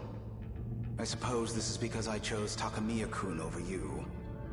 Those emotional impulses of yours really do try my patience. That's not why, Mr. Ida. I get it. So it is you after all. How did they get here anyways? You're Tetsuya Ida, huh? I still really don't get Tetsuya Ida. I've seen a lot of your past. And what role he plays in this. Well, that's inconvenient. She's still transplanting memories then. Well, I know you too. She more and more? Anyone else could. Yeah, because you were him. I've known you all your life. Ever since I dropped you off as a newborn. What? Dropped me off? I placed you into the Amiguchi family as a child. Then, you're saying... You are genetically identical to me. Yeah, okay. You are Tetsuya. For a second there, I was thinking, wait, is there even more to this? But yeah, that makes sense, okay. I mean, in a way, I still don't really... So, this Tetsuya Ida guy, though, he seems to not actually know that much, yet he's also doing quite a lot? Hey, wait a sec. I'm almost finished here. Just stay quiet for a moment more. Like, what's his actual goal? Is his goal really just survival, or is there something else going on? Yuki-chan's got nothing to do with this. Let her go. I'm afraid she's a vital part of the process. I need her biometrics to access the computer. You should know this is partly your fault. Up until now, I had simply been borrowing your ID. But then you had to go and access your Sentinel. Which means authorization has been restored to you. I guess we haven't seen any actual Tetsuya Ida from 2188, right? Oh, Miyuki Inaba said something about this. She said she knew me through my ID. Probably because he's the one she was trying to track. Yuki-chan, don't worry. We're gonna get you out of this. Amiguchi. You have feelings for Yuki Takamiya, I take it? Yeah, I love her. Whoa. You know, under any other circumstances, it'd be fascinating. Genetically identical, but our experiences made us very different people indeed. A shame. There is nothing you can do to change this. Miyuki Inaba. Ida-kun. So here you are at last. Your singing gave you away. I recognized it instantly. I'm still your biggest fan, believe it or not. Ida-kun, please. Think this over. So he knows about her and Start things still... over for the two of us. This is a mistake. I'm afraid you're the one who's mistaken. It's too late. This place will be gone soon enough anyway. Or do you have some other option to share? So this is after he tried to recreate her as an android, and maybe realized that wasn't possible? Not the way you are now. And that's why he wanted to reset everything to get another, like, shot at recreating her? But she's actually here, like... Why reset everything? Stop! I won't let you erase her! Erase her? Please. I love Tomi Kisaragi. There's no need for anything as drastic as that. But I do need to silence her. as a precautionary measure. You can cut off communications, but I'm not going to give up. I don't need to cut off communications. It doesn't matter where you are. After all, you're a Sentinel AI now. She's in a Sentinel? And I happen to have command authorization over the Sentinels. All of them up to number 19. That's impossible. So not choose? Wait, how does that work? Right now. Why only up to I'm 19? watching this all from the command ship's computer, and I can see everything. I know what'll happen to that whole area. The reset will change everything. It'll all be broken down and rebuilt, but... Indeed. A new beginning for you and me. No, you don't understand. Attention! Emergency protocol. Force shut down Sentinel number 16. Don't!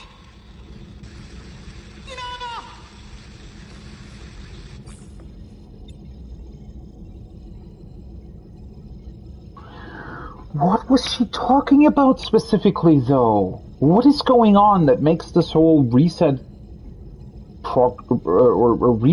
reset portion so bad? And also, is he really the one that initiates it? I mean, clearly there was another reset at one point already, because that's how he's older, right? There had been a loop already, at least one, maybe possibly more, and he put himself into Sector Zero to survive that loop. But how did that loop, like, were all the loops originally created by him? And why would he do that? If there's already a version of Tomi Kisaragi floating around in the satellite, what's the point? Like, what is he trying to accomplish?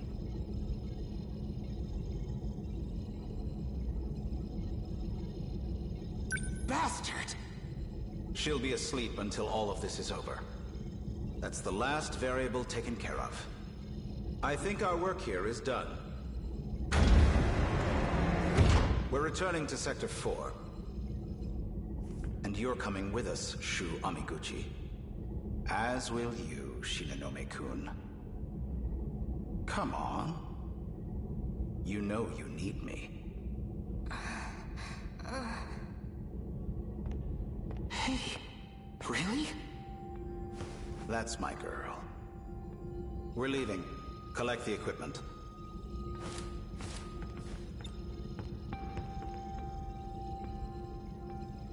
I really don't get this. Is this whole thing really just started to somehow recreate Tomi Kisaragi?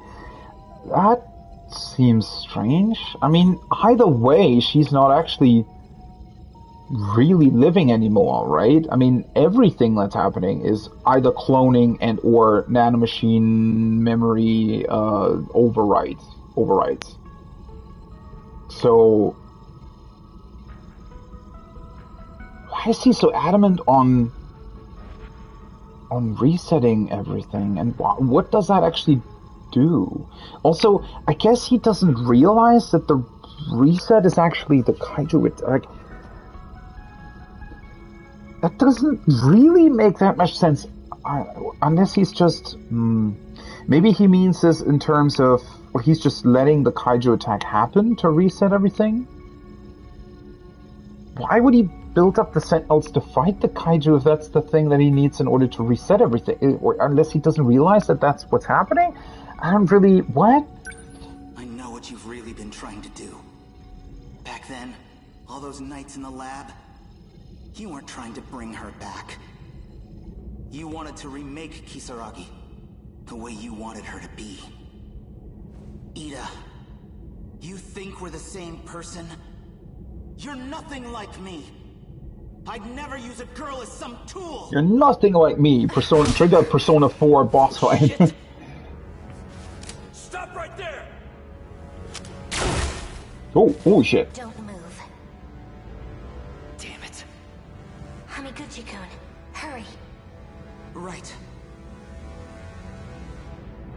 But again, is that really it? Like, he wants to recreate her as an actual person and like with different, so maybe Kisaragi somehow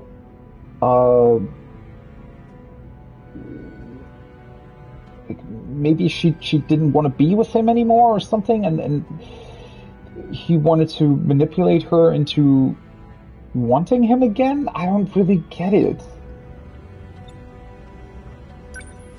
You hurt Yuki-chan? Amiguchi.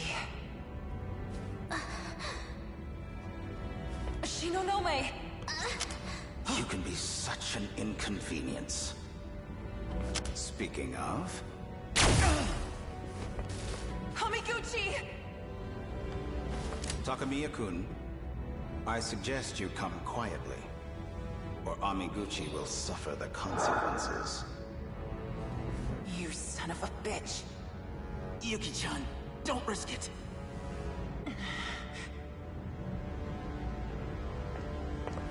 If we could hurry this up... On it, sir.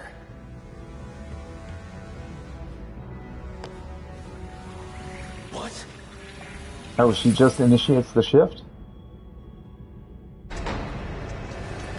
They vanished. Did they shift? Yuki. Wait, isn't the other guy in black still there, though? Oh, okay, they are. So this goes there. Okay, nice. So that's all set. Then let's do... this. What? No dice. You need to take this seriously. Hey, you want to do this yourself? Be my guest. Keep it cool. He's doing fine.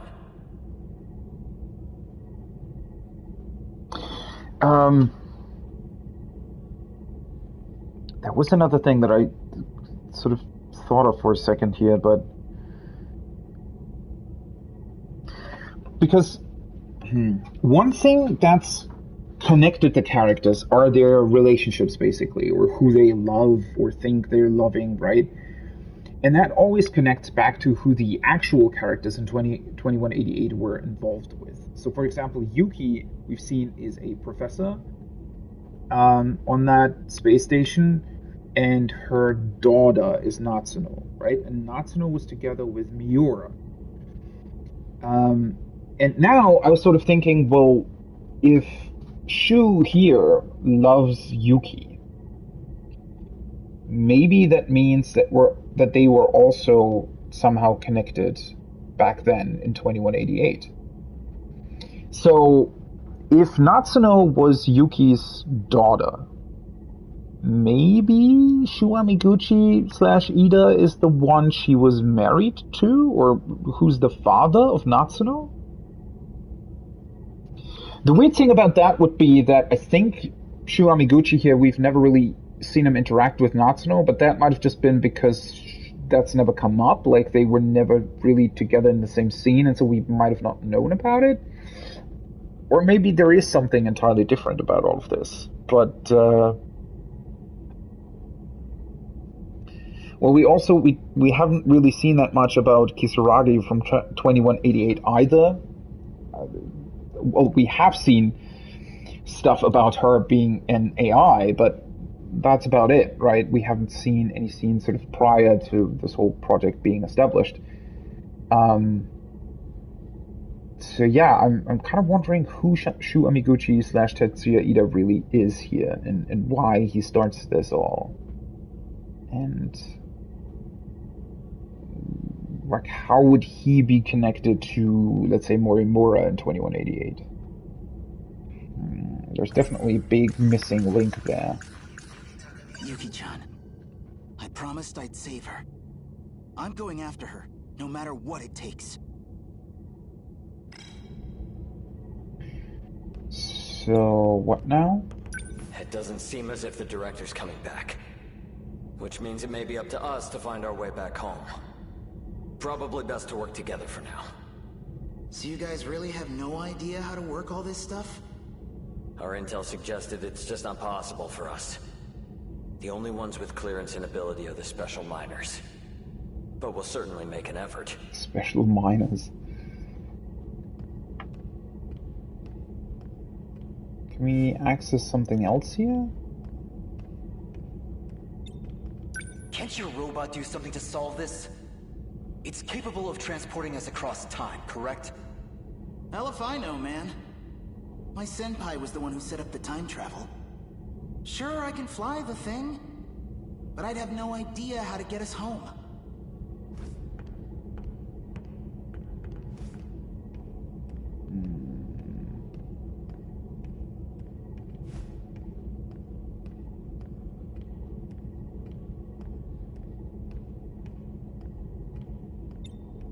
How much does your organization know? Well, Do not they have much, any real apparently. info on how this place works? Well, it's a UFO made by scientists of the future. Since before our time, it's been buried here, deep underground. Okay, so you're basically clueless. Sound about right?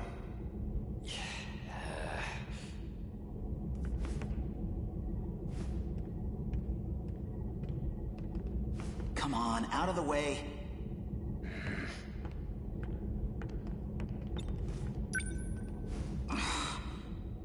This is nothing like my microcomputer at home. Damn it. This doesn't look good. I can't help Miyuki and Abba. I can't even go after Yuki-chan. What am I supposed to do here? Where'd the console go? Did it work? Somebody else shifting in? It just started moving by itself. Oh, hello. Minami? Amiguchi-kun? Maybe this will answer the question of how the two are connected. Men in Black!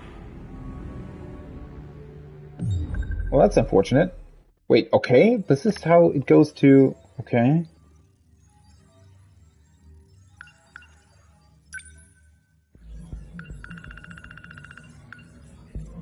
Shomiguchi is genetically identical to Ida, was having Ida's memories from between ages 16 and 26 transplanted into him by Morimura. Moreover, Ida brought the infant Amiguchi to Sector 4 in the 1980s and placed him into the Amiguchi family. What is Morimura doing here, though? Like, I mean, I guess we don't really know, as I said, how Morimura would be connected to Ida. I mean, they've been working together, right, in certain scenes with the Sentinels.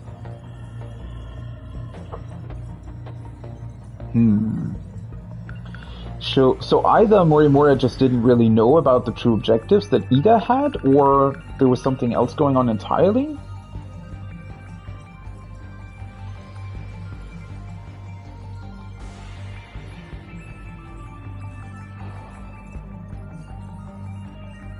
In order to revive her, he developed androids, transplanted the past Kisaragi, Tamao Kurabe's AI into androids.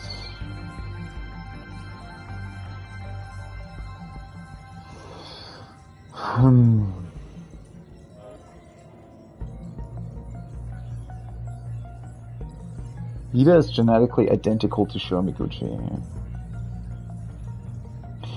The question being, though, right, fundamentally, can he really set off the loops, or is he just using them? Because either way, what would be the point of transplanting Kisaragi's memories into the, I guess, cloned body of her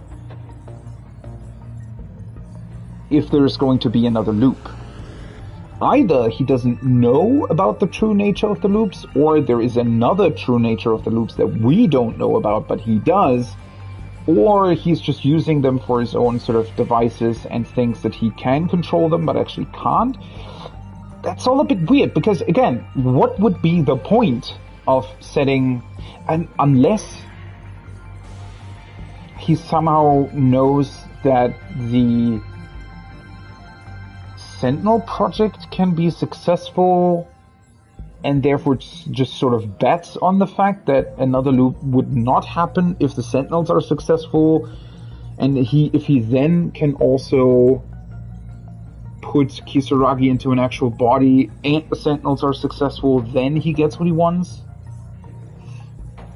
But that's all such a weird contrivance, right? I mean, does that at the end really work out, I guess?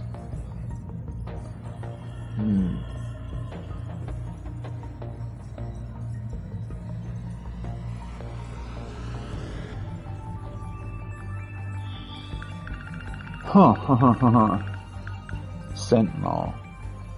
Similar to Shifter Gate, the Sentinel is capable of traveling between sectors. It has a maintenance hatch like the Type 98 bypass, where one can set the shift destination. The pilot must confirm the shift in order for it to happen. Sentinel pilots have an activation switch that's used to activate the Sentinel. Typically, the activation switch would be where the nanomachines were injected, but if additional codes have been implemented later, then that would be the new spot for the switch. Swiping across the activation switch causes the letter star to appear and activates the registered Sentinel. Which does make sense, yeah. Universal control. It's linked with the surface through a region called the terminal. There are two terminals that have been analyzed, Sector 1 and 3. Out of the two, the terminal of Sector 3 is the only one that allows access to the mainframe. Somebody did something to it in order for that to be possible? That is another thing that we still don't know about, interestingly enough, right? Who and how did somebody first access the mainframe? How did that happen? How did they become aware of everything that took place here? Okay, let's see what her last scene is. She recalled the time she bid farewell to Tetsuya Ida when she was trying to reset the world in order to save Tomika Suragi. Sure. I actually don't really remember that scene all that well. Easy. Take your time. Do you know where you are? Do you know what year it is? 1985. What's the last thing you remember? 426. He got away from me. I won't let him escape next time. I see. All right. How are you feeling? My head really hurts. Maybe I should keep you here for further observation. My internal clock just needs a bit to readjust. You're putting too much of a burden on your nervous system. You need to stop shifting. Do you still have your pills? Make sure you're taking them.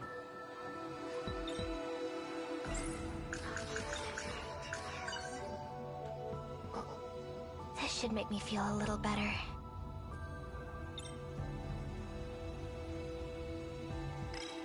Wait, let me real quick just think about what was... I mean, we've seen her in so many scenes, but that whole thing with Ida and her trying to save Kisaragi, I somehow don't really recall that happening. How did that...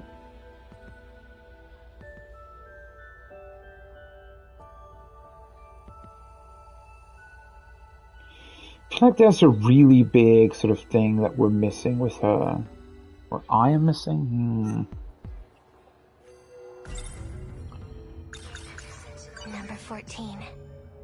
Number 14 is my Sentinel. Mr. Ida. He didn't die in 2064. He helped me when I got here. How could I forget something that important?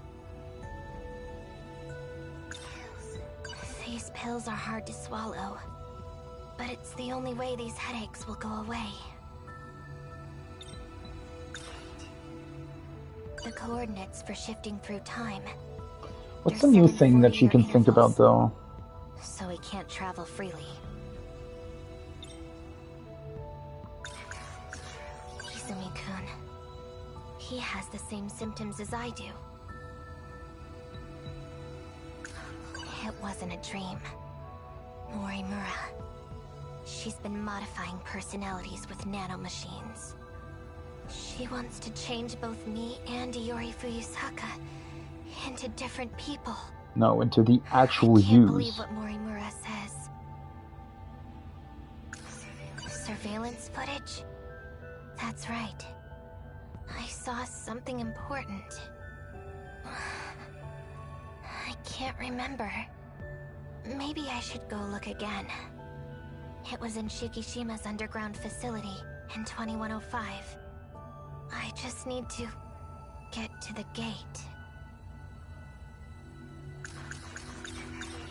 They said the gate's been sealed, but what if it's a lie? A way to try and keep me here. Ah, so that was the new thing. So we need to get back to the gate and take a look at whether or not... I need to go back. You can't time travel right now. But I need to fix the Sentinels before the invasion begins. You can't stop me. I need to go after him. I'm not trying to stop you. We just can't use the gate right now. Wait, didn't we also...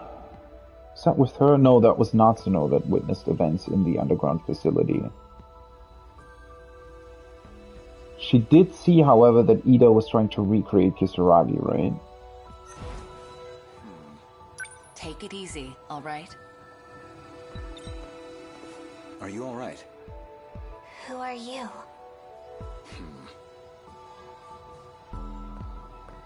Miss Morimura, are you still overworking her? I've had no choice. And you are? Renya Goto, a second year, like you. I've been assigned to offer you support. It's a pleasure to be working with you.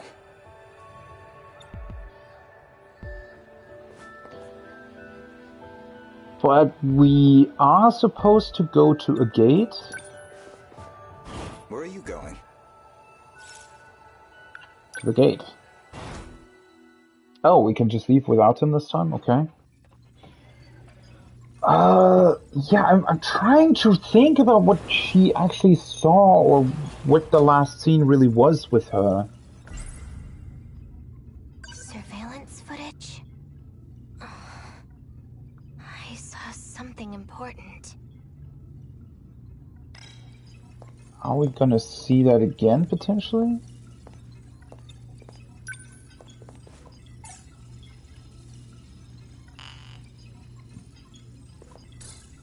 I knew it wouldn't work. What are you doing? Morimura. I locked the gate. You won't be able to use it. I knew it. It was you. You disabled the gates, not 426. Stop being ridiculous. You need to take your pills. What the hell is happening here? Those damn mind-controlling pills screw with my head anymore. Who told you that? I saw it for myself. You're trying to mess with both me and Iori Fuyusaka's heads. She's getting worse. The code that infected the Sentinels in 2064. It separates the nanomachines from the rest of your brain. Your memories will keep disappearing. Those pills you've been taking, they inhibit that separation. They try to preserve the link. But its effectiveness has been gradually decreasing. No, I won't believe anything you say. Yeah, maybe, you know, Morimura, if you had been more open with her from the beginning, she wouldn't be so, you know, against taking the pills anymore. I don't, like, some of these actions these characters took, as I said before, I feel like I get why they're doing it this way, but, you know, retroactively, they definitely should have done it another way. Where's Renya Goto? Are you screwing him up too? It was you, you know. You were the cause of the infection. You inserted the code that 426 created. No. Just Yeah. more lies. That's what we saw, the recording from BJ about herself. The thing that she wanted to forget. She was... but then... At what point in time was that? Like, what did Izumi put into this code? You were conspiring with Morimura this whole time? I've told you the truth a number of times, but you weren't able to accept it. You couldn't hold on to the memory. That's a lie. You messed me up with those pills.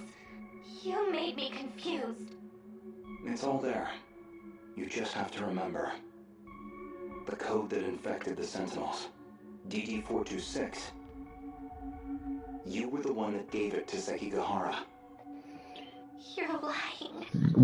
And we've actually seen that at some point, I think.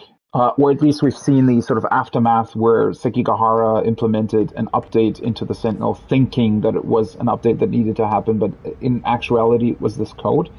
But that sort of brings everything back to this weird thing about the game and everything that Izumi said. I think that was still not the entire truth, right? There was still some sort of a manipulation going on there because, well, the code wasn't there originally, I guess. Or maybe it was somewhere? Like, how does this connect back to what we know about Okino reusing the video game code? I mean, maybe the code was there, but it wasn't active, and Izumi, by, tricking Shinonome maybe into implementing it, it got made active? Again, all of that sort of coming back to why do that in the first place? So, but they also, isn't this past a couple of loops? So isn't the code already active if it's, or is there even more going on where it is somehow connected to the loops, but it's not the entire reason for why it happens?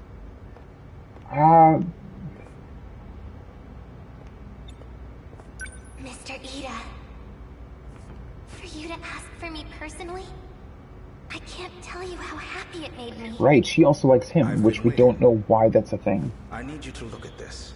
But yeah, we don't know Ida in 2188, right? An interlocutor update? Code DD-426. The nanomachines within you. There is a flaw in the program. It is inhibiting you from unlocking the full extent of their power. But there exists a code to fix it. A flaw? If we implement this, the Sentinel's capabilities will increase greatly. That's not actually true, though, right? However, does not agree. Why? She believes the Sentinels are more than capable as they are. Why is she like that? She's always going against you, Mr. Ida. If only everyone was as understanding as you. Is he trying to manipulate her, or does he actually believe that? And if so, is part of that actually true, or is it completely made up? I want us to give this code a try. It'll be our little secret, of course. And then Morimura-san will see who was right. All you have to do is put this code into the Sentinel. Okay, I'll do it. Where did he get the code from? Wait, and I thought it was Sekigahara who actually did the update. Or was tricked into doing it. The Sentinel, huh? Or is this Sekigahara's Sentinel that they updated, maybe? Don't remember the exact wording in his scene. Ryoko-san, what was Ida talking to you about? Nothing that concerns you. Guess I'm still just some kid that lives nearby, huh? Hey-kun. A fourth wave is approaching. We need to get ready.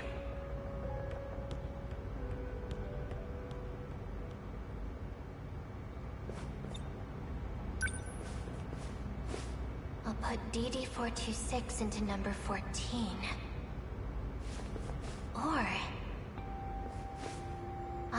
to number 15. Akun Sentinel. Mr. Ida's right. And now, Akun will know it too.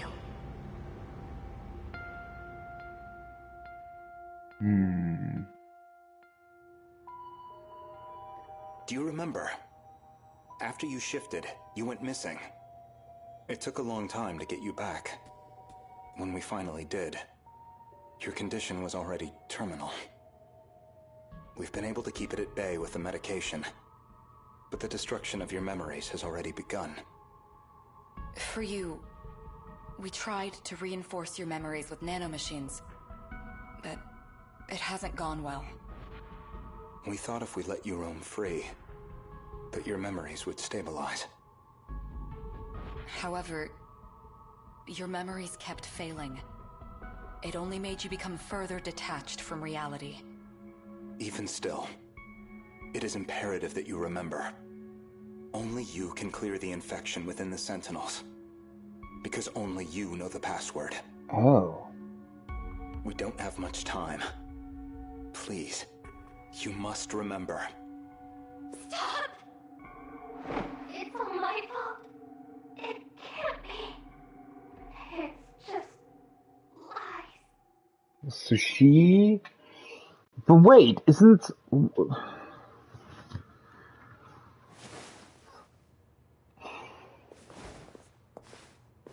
You're awake. Who are you? Try and remember. Akun? That's right. I can't remember my name. Isn't the decode access key with Natsuno, though? Is that my name? It doesn't sound familiar. Oh, right. I need to find... What was I looking for again? I can't remember. You don't have to anymore. You don't have to look for anything, Ryoko-san. More importantly, how are you feeling? I feel... good. Refreshed. Peaceful, even. Maybe it's just not possible. The nanomachines linked to her memory have all separated. She barely has any memories left.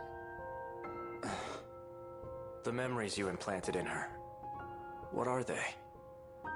We did the same for all of you. When you were connected to the learning devices, you gained the knowledge needed to control the Sentinels and the gates. Those memories were backed up in case there was an accident. So she has her memories of what happened before the incident? No, not all of them. We only backed up those which pertain to learning. So all she knows is how to control the Sentinel. Ryoko-san. The password to remove the infection. Gone, along with the rest of her memories.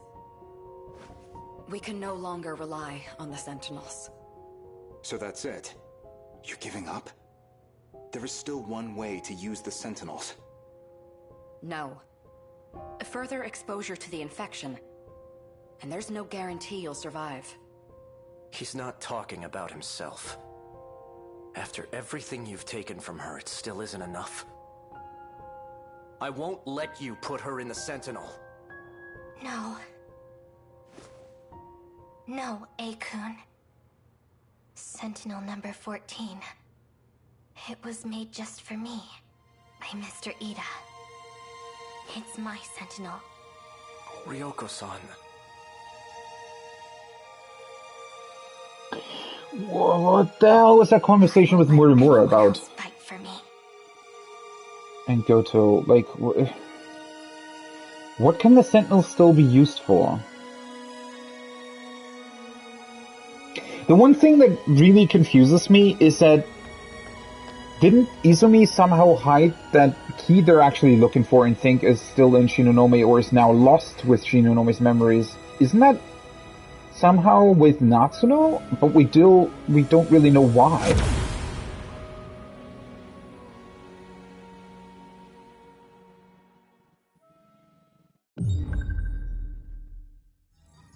And did that mean that somehow Morimura was kind of against using the Sentinels again? But what was her goal then? Only activate Aegis? Doesn't she still need the Sentinels to actually get Aegis to activate, though? Like, to have enough time to activate it everywhere? Blinded by her feelings toward Ida, Shinonome falls for his trick and adds DD-426 to A Sekigahara's Sentinel. During the 2064 battle, DD-426 infects the Sentinel, and Jurokurabe, Sekigahara, and Shinonome suffer brain damage.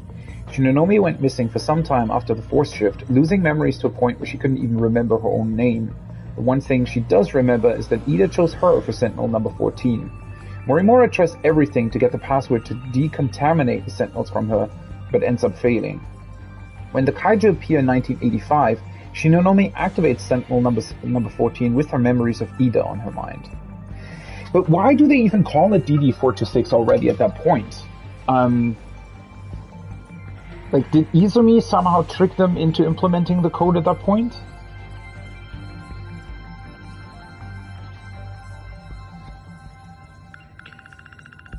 So much information that I'm still not really... Oh! DD-426, we can unlock this. DD-426 is the program code that Tetsuya Ida gives to Ryoki Shinonome supposedly to greatly increase the Sentinel's capabilities. I think only Ida thinks that, but it's not actually the case, right? Shinonome ends up installing this into A Sekigahara's Sentinel, the nanomachine equivalent of a virus that attacks the brain. It severs a portion of the nanomachine that's physically connected to the cerebral cortex, which handles memory. As the connections get severed, the brain suffers damage, causing severe pain and memory loss. In worst cases, the afflicted are left as mindless husks. Upon discovering that this program code could be used to sever the Daimos code, Tsukasa Okino tested the code on himself 1 year ago.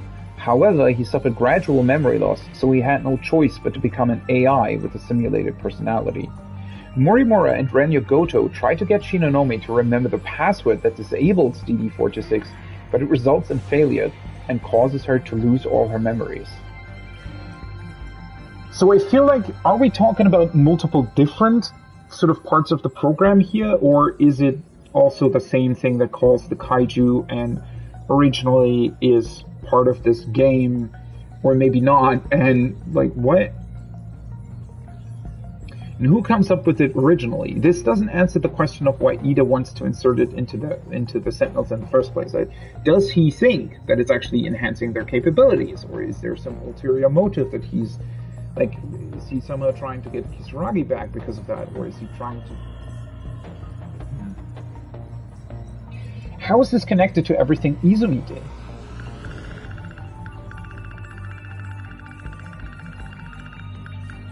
...2064 Kaiju invasion. Cause of this defeat was the DD-426 code that Shinonome put into Sekigahara's Sentinel.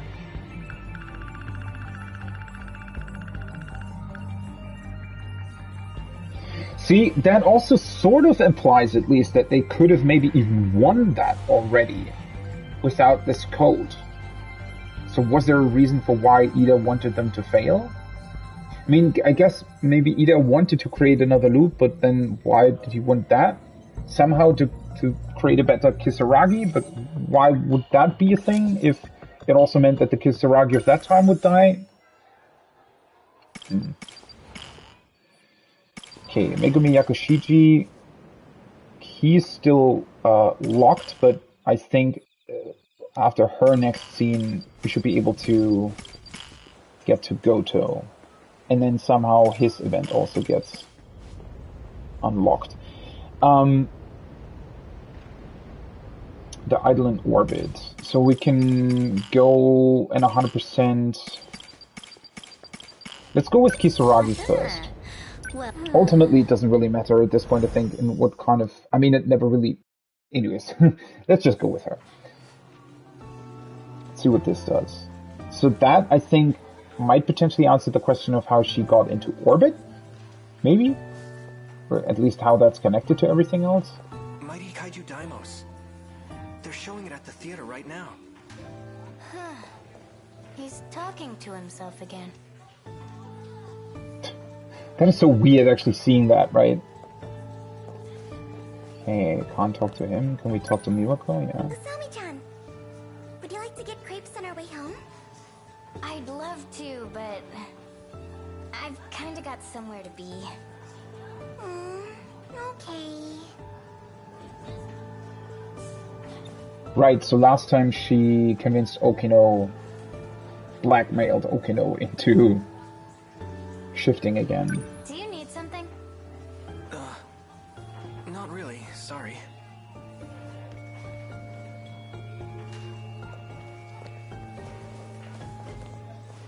Do I need to pick up her? You need to meet up with Okino again, right? Wait, do we? There's still something else that I need to do? Oh, I guess I need to talk to her again? Okay. You've been acting strange lately. Are you okay? You seem kind of stressed out. But you're just fine, right? Hey, I'm worried about you. Yuri-chan! Shall we go home together? Sorry, I have plans. You too? Sorry, Miwa-chan. It's okay. I'll go home by myself. Well, it's about that time. Yeah. I should head out too. See you, Miwa-chan. Bye!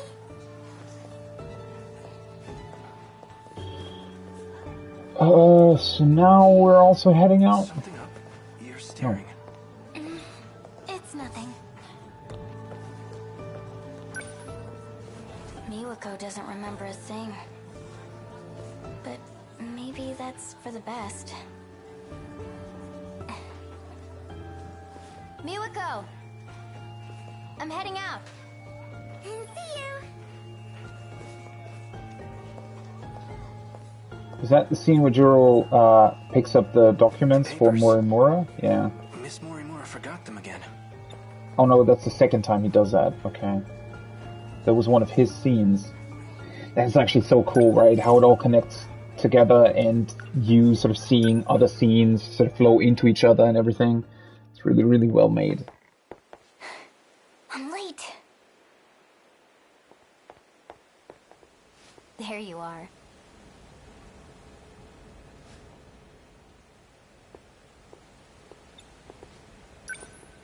Back at it again with the skirt and wig, huh? What a weirdo. I just didn't get a chance to change. As I said, this is a necessary disguise. Bold words for someone who can't be bothered to make it here on time. Sorry. Anyway, you're going to do this for me, right?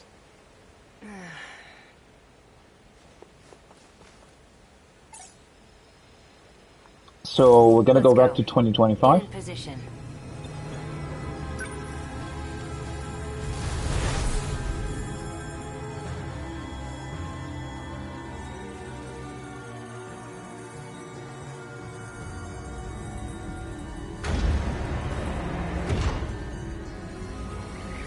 What is he doing here all of a sudden?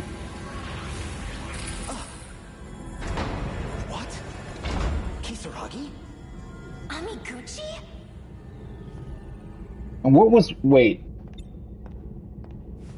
Why is he here? Where are the men in black? Did they shift with the other but left him behind? Or what? What are you doing here? That's what I should be asking you. Well, whatever. Who's that little cutie? Hear that? You're a cutie, apparently. I'm not complaining. Hey, what are you doing? Oh, there she Stay is. back.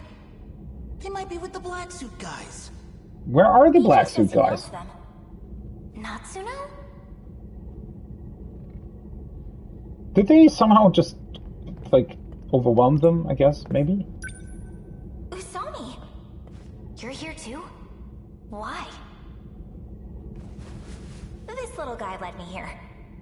Sekigahara's robot? I see. The two of them will speed up the process. Process of what exactly?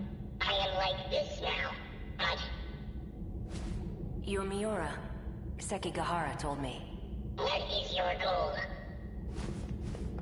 To save the girl trapped in orbit. Then we are on the same path. Save the girl trapped in orbit. Why exactly? So you're here to help number 16 too? My own Sentinel is there. Sentinel number 17. So that's how it is. Both 16 and 17 were put into orbit. They went to an unknown man-made artifact in space.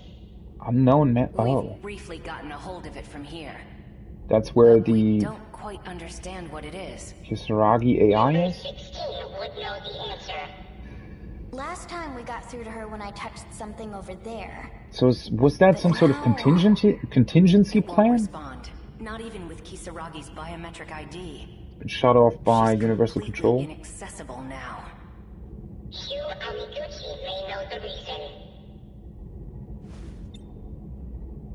You wanna know why? Ida did it himself. He shut down her Sentinel. Ida, huh?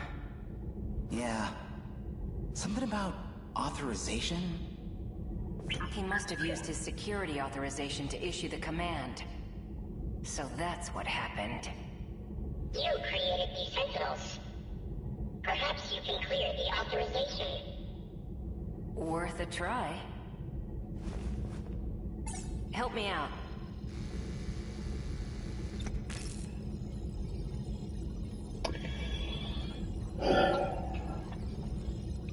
Yeah, I can't even really speculate about this. I have absolutely no clue where this is leading to.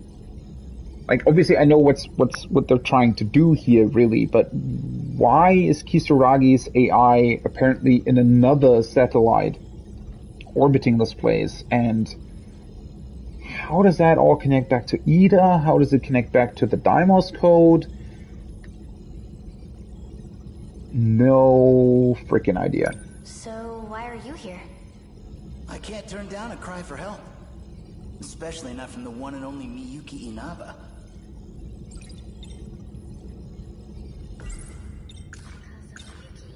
Miyuki Inaba? Yeah, that's you. You mean that idol? Well, yeah. She talked to me through a TV program. You guys call her number 16, but she's actually another you. I knew it. That song. It sounded a little different in the style of the 80s. But it's just like when I sang back in middle school. And Inaba. That's my username. I became an idol? Seriously? Wait, so is that why we had to clear that wave? Is this actually taking place after the fight of that wave already? No, that doesn't make sense. I think. Amiguchi-kun surprised me enough as it is. But seriously, you too, Usami? I can't believe you're all time traveling. This is actually where I'm from. Whoa, you came from the future? Does anyone else know about this stuff? Let's see. Yuki-chan from Class 1A. Miura-kun too. What? That guy?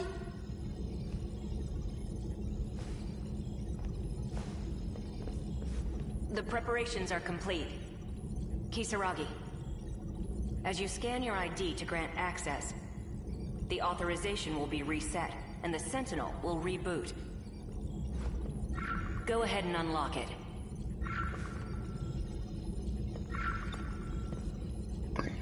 See what this does, and what we'll find out about the Kisaragi/Inaba in orbit.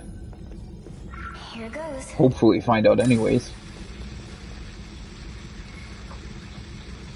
No good? There you are. The Sentinel started up normally.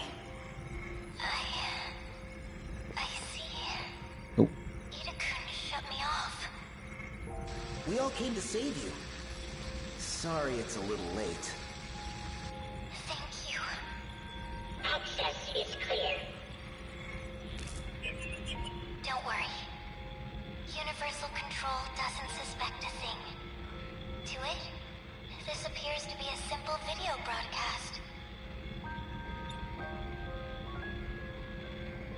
So you're Miyuki Inaba? Also known as Tomi Kisaragi. Just like you. Please tell me, what is all this? What's going on? Yeah, please elaborate. I would like information as well. Do you trust me? Well, you're me, right? I won't get anywhere if I can't even trust myself.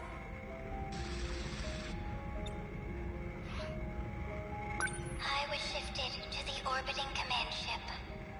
Command ship? So the command ship is different to For the actual? second phase of the Interstellar Development Project. It's an artificial satellite that presides over terraforming. Terraforming? The very ground you stand on is proof. The second phase was a resounding success. No way! So the D-forces were used to develop land. Originally, yes. They were designed as heavy machinery for that purpose. You mean, it's really true? We're not on planet Earth. Huh? I've seen it with my own eyes. The whole city's less than 30 kilometers long. I thought it was on a spaceship, though. Yeah, I thought that at some point as well, but it What about the doesn't other seem to be countries the I've been case. investigating? Universal control alters the information you receive. It does whatever's necessary to make things appear consistent. Shukun is telling the truth.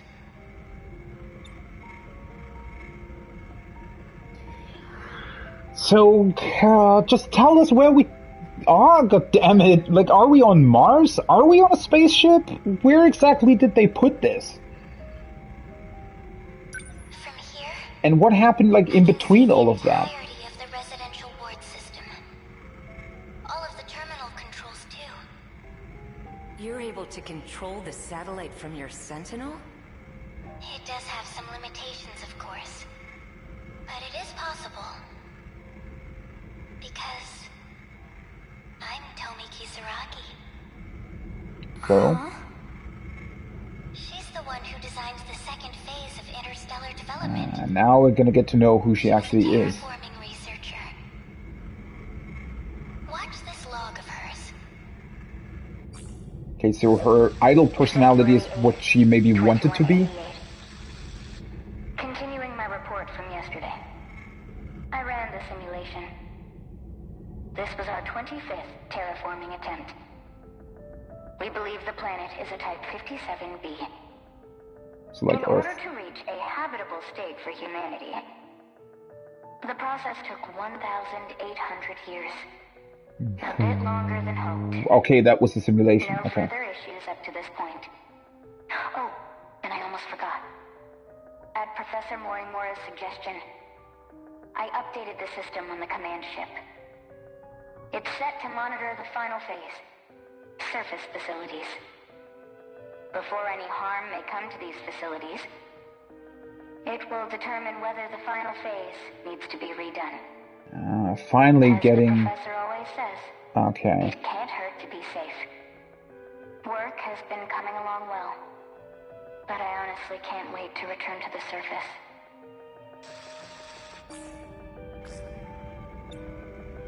Okay, so let me get this straight. So the stuff that we've seen earlier that Izumi talked about is not actually correct then, right? I mean, this feels like the correct answer and is way more consistent with everything else that we've seen so far, is that it's not some weird video game code that is actually like the reason for why the kaiju kill everything. It might be the reason for why something's going wrong, or it might be the reason, for example, that they do that over and over again, even though the result was already satisfactory, for example, right? That might be the reason. Okay, so they basically, but this was all, she's talking about a simulation here. She's not talking about what actually has happened. That brings up a couple of other questions again. So are we still close to Earth? Or did we actually travel to that other planet, right? So we did hear something about them having looked for, as far as I know, a 57b type planet is basically a planet like Earth in another solar system that we discover. I think they're typically called that, or rather, the first planet that we found that was similar to Earth was called 57b, and that's why we're referencing them as being 57b type planets. So other planets, they have other names, but that specifically, I think, is a reference to the first planet that we've found, like actually found in real life, right? NASA, I think, has found that could potentially be suited to inhabit life, or at least is potentially in the habitable zone, and is otherwise very similar to Earth.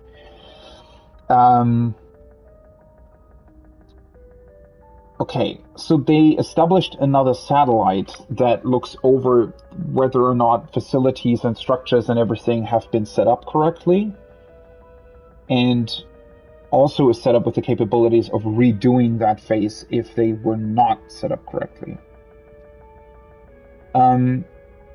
How this all connects to everything else, we can't be quite sure about yet, because that comes back to the question of where are we actually? Are we on this planet that is 12 light years away, or are we on some sort of...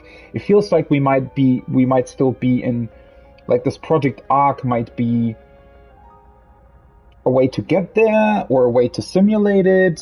Maybe we're in sort of a practical simulation. So she was talking potentially about a computer simulation. It feels like we might be in a practical version of that simulation that they might have set up after the events of nanomachines destroying humanity. Not really that clear on that. Because this interstellar development project, that seems to be before... So they had an idea for an interstellar development project before humanity was eradicated, and then had to sort of, I guess, change it to be Project Ark in order to save humanity, right? Again, brings back the question of what the kaiju are doing potentially might be a result of something having either been manipulated, or something went wrong, or this code fragment that was meant for something else got reactivated for some reason, because something wasn't satisfactory. There are still a lot of questions to be answered here, but at least I feel like we have been getting confirmation on certain things. It does, however, bring up other questions. Why does Izumi think that what we're doing is... Like, why does he think that the Deimos code is for something else? Like, how does that really work? So it feels like something actively went wrong with this Deimos code. Maybe? But it also feels like whatever went wrong with it is kind of the result of them not really understanding what its actual purpose is and where they actually are. And we still don't really know that either. Anyways, let me take a very quick break. I'll be right back.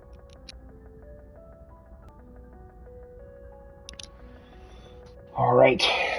Well, let's see if we can figure out what other things are going on here, or how it all connects. A log from Tony Kisaragi in the year 2188. She said some curious things. Like redoing the final phase. You heard correctly. There's no turning back. Well, what now? The command ship will fall below the horizon soon. We'll be disconnected for quite a while. Are there any measures we can take? Yes. But I believe there's only one way through this. And what's that? Universal control. It needs to be altered. And the only ones who can do that are all of you. Trust in me. And get into the Sentinels.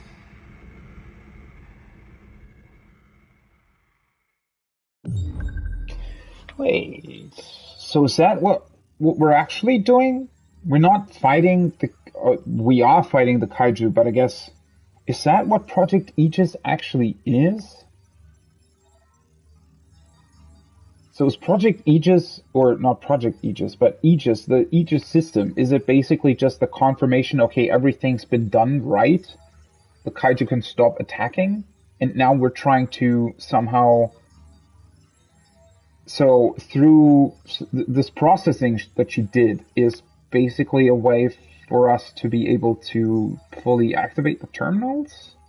But we were able to activate the terminals before, though, right? There are still questions left unanswered. Also, we still don't really know why this is the last loop. Like, why would that be a thing? Again, maybe there's something going on with... Okay, but that's a question that I actually have brought up multiple times now, is if you created an interstellar development project, right? And specifically set it up so that the final phase can be redone over and over if certain parameters aren't meeting with your sort of initial simulation, right? Why would there be a limit on that? That's what I don't understand, or that's the question that still hasn't been answered. Why would there be a limit on the resets unless Morimura was just saying that because she wanted something specifically to be done now for some reason? And also another thing, like, that I fundamentally don't really understand right here is, well, I guess if Morimura is correct, then obviously we have to stop the looping and everything, right? But again, that brings up the question of why was the system designed with this flaw, right? I mean, maybe it's some sort of energy consumption thing. That might be a thing, right? That whatever, or however this thing, Project Arc, Interstellar Development Project, is drawing power, maybe something's like wrong there, maybe it took too long for some reason and something changed. Don't really know. But otherwise, if what Morimura is saying is not correct, then all these loops that we've been doing, I mean, they aren't necessarily bad, right? I mean, sure, eventually, I guess it doesn't really make sense for, if this is supposed to be humanity continue to, or a way for humanity to survive, then obviously it wouldn't make sense to reset it every time. Like, that's not really surviving, I guess. So eventually you'd have to find a way to stop it, but... Tomi Kisaragi. Although Tetsuya Ida was authorized to use Sentinel number 16, Tsukasa Okino was able to help transfer authorization over to Kisaragi, as he's the one who created the Sentinels. Oh, Okino's the one, yeah. He also woke up Miyuki Inaba, who was shut off by Ida. The idol Miyuki Inaba, who's also the control system for Sentinel number 16, gone missing after the Sentinel infection incident, is the other Tomi Kisaragi. Inaba's song sounds just like the song Kisaragi used to sing in middle school, but rearranged for an 80s sound. Kisaragi's username at the time was also Inaba. So, yeah. Again, also brings up the question of what exactly is Tetsuya Ida trying to do here? I mean, again, he doesn't seem to know quite as much as I thought originally, maybe, or he's also working off of wrong assumptions, but how did that begin, right? Like, why did he start doing this? Tomi Kisaragi 2188. The 2188 Tomi Kisaragi was a terraforming researcher who designed the second phase of the Interstellar Development Project. According to Kisaragi's report on February 8th, 2188, simulation for the 25th terraforming attempt revealed that it took 1,800 years for a Type 57b planet to reach a habitable state for humanity. Furthermore, at Professor Morimura's suggestion, the command ship was updated to monitor the final phase, the surface facilities. The objective was for the command ship to determine whether the final phase needs to be redone before any harm can come to these facilities.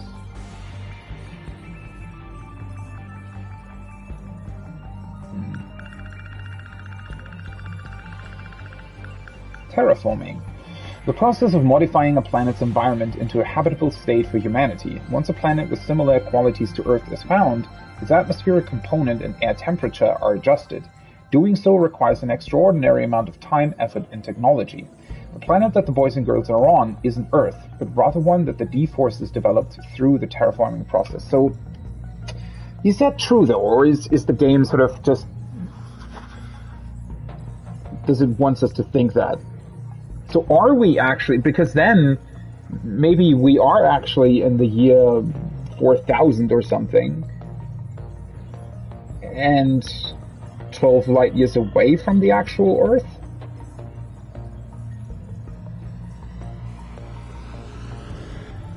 But weren't the kaiju originally designed to terraform Mars? Maybe they gave up on that plan because of the infection? And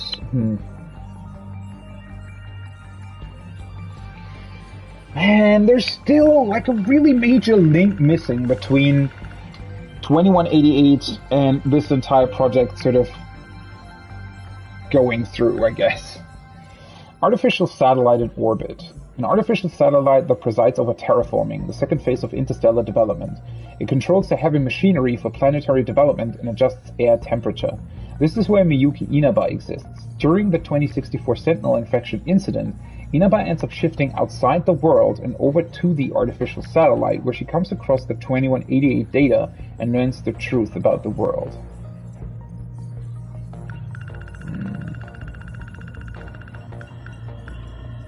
The Seaside Vacation song. Sounds just like the song Tomi Kisaragi used to sing in middle school, but arranged in a more 80s style. Whew. Okay. Well then, that's Kisaragi cleared. I guess it's Megumi's turn? I'm really looking forward to whatever Goto is about. Yes? That's gonna be interesting.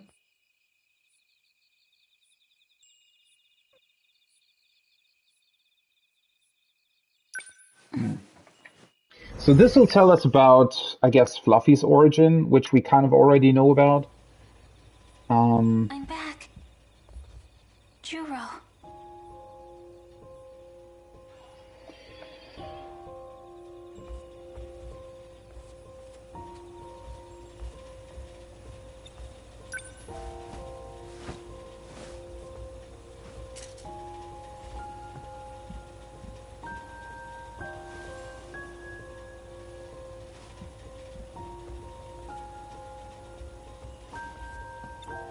So I guess we're making dinner again? What should I make for dinner? Let's go with the Hamburg steak I again. think we have some ground beef. Do I really need to do that, or is there something else that I can do or should do before I do that?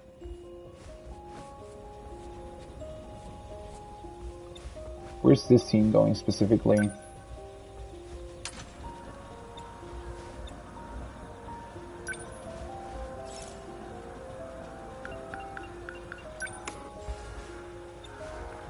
Oh, hi. Oh, sorry. Did I wake you? Am I... Juro Izumi? Oh, nice thing. Okay. Are you saying... Do you remember me? You knew about this? That these dreams are really his memories? Please, you have to tell me. His memories haven't returned yet. Is what Fluffy's been doing really working? I hope so.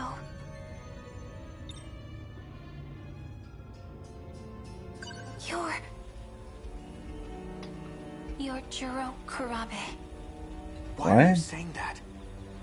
It's all I can say. I made a promise to Tamao-san. My grandma? Please, don't ask me anything else. I won't be able to continue staying here if you do. What? I don't understand. Juro. I thought the whole time she was trying to bring him back? What's up with Tamao Kurabe all of a sudden?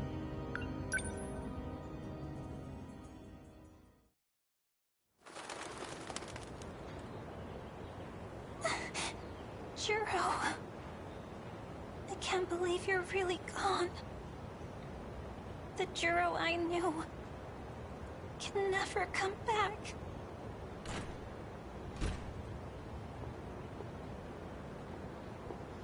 Megami-san. So this is where you went. Wait, that is Izumi though, right? At this point in time, that's Izumi in the android body of Tamao Kurabe. You were with Juro earlier. Megumi just thinks that that's her. I suppose this is technically the first time we've met. I'm Tamao Kurabe. You were crying. Poor thing. Well, what do you want? I know you have feelings for Juro. What does that have to do with anything? You desire to be by his side, do you not? Oh, well, of course I do. Then you will do just that. I'll make the arrangements. What?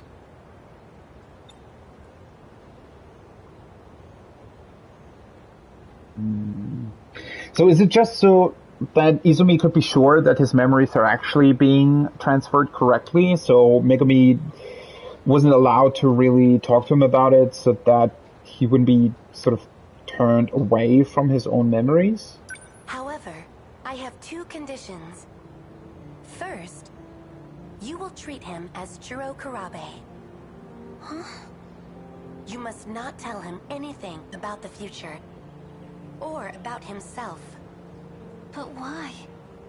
It's the only way to keep him safe. Yeah, because otherwise the memory transfer won't work, I guess. Can you do it? Can you treat him only as Juro Kurabe? Well,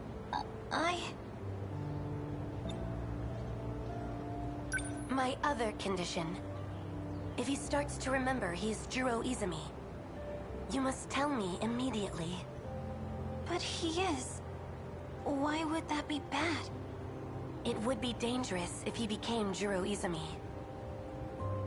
Very dangerous. The reasons are unimportant. If you agree to these two conditions, you can live with him. Man, that is also such a great setup with, like, the way they've constantly framed Izumi as being this enemy, which he might as well still have done something that wasn't correct based on the false sort of assumptions and stuff, but he's not really any sort of enemy at all, and his whole, like, the reason why memories are being transplanted and everything has nothing to do actually with him being that. It's just sort of, that's really, really cool how they've set it up. There are so many sort of bits and pieces where the story, like, leads you down a completely different path, and you think that something's happening when it's actually not happening, and you know, every single time you think you know what's actually happening, something else comes along, completely throws you off your path, and then at another point you suddenly realize, oh, you were actually correct, but you know, there's also this other thing to it where everything's still. It's really, really brilliant how the game sets that all up. And I accept. How wonderful. Here. These documents make it legal for you to live with him. A rental agreement? I'll tell Morimura-san of our arrangement myself. Please, go to Juro now. Oh. Thank you.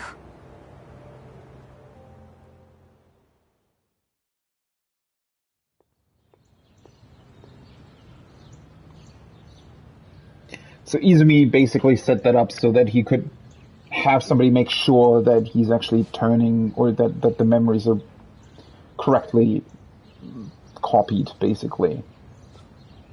And through her, and later on Fluffy, he could also make sure that the others could use their Sentinels correctly and everything. Fluffy, can nobody else see you?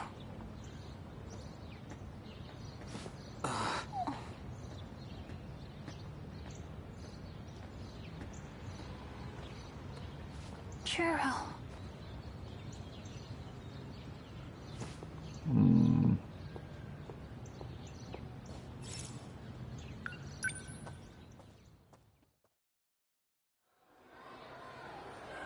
Where exactly is this going, though? What else can we learn about her? And or Izumi? Juro. Ah, that's the other scene with the other, I think, isn't that also during... Isn't she always standing here looking at Juro when you go through here with Shinonome while Goto is following her?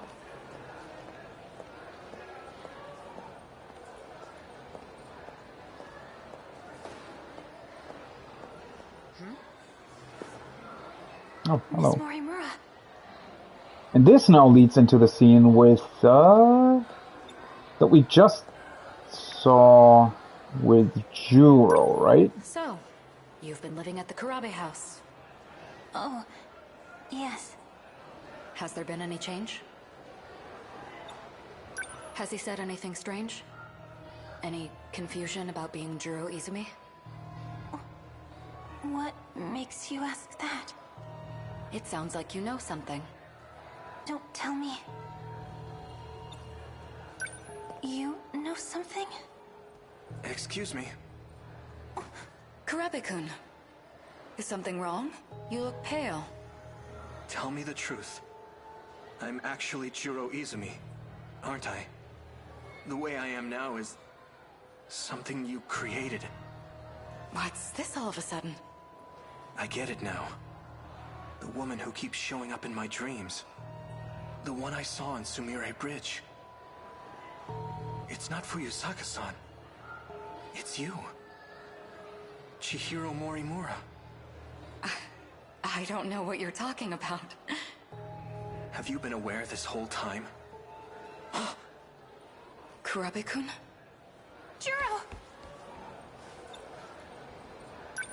What was that about?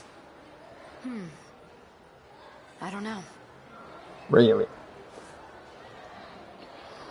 What's with all the secrecy? Like, she can't honestly expect that that works, right? Or rather, I mean, I guess she knows that it'll work regardless.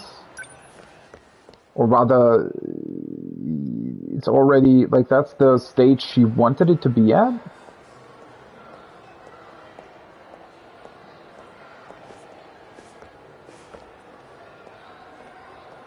Hey. Right. You're talking to me here? Won't other people see? This is an emergency. Juro's been taken. What? That idiot. He got too close to some dangerous people. Dangerous? Those What? who use magic for their own means. You went there before. The abandoned factory in Higoromocho. They're going to alter his memories. You need to go there again. You need to rescue Juro. Damn it. He's getting too far. He's gone? I knew he wasn't real. No, it doesn't matter. Right now, Juro needs me. So yeah, Fluffy is basically Izumi transmitting himself into her nanomachines as well. And now this is all coming back to her rescuing Izumi and the other scene that we I'm on my way, Juro. already saw, basically, with Okino trying to shut out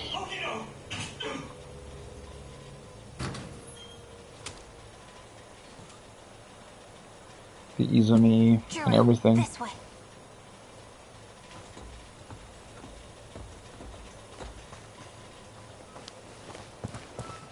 Wait! Are you with him? You know Fluffy? Fluffy?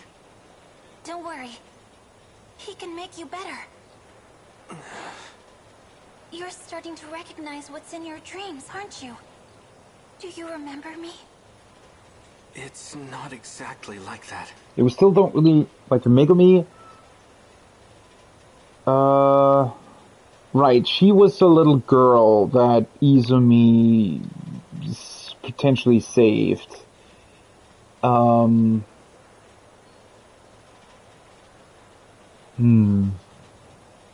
finally understand. The things I remember, they aren't from the Juro you know. No, that can't be. Yeah, this Megumi doesn't really know about her actual origin, I guess. Why would you say that? The things I saw in my dreams, they're memories. And the only memory I have of you is when I shot and killed you. I was worried. I was so afraid that I'd hurt you again. Because Who are you? Is there really nothing left?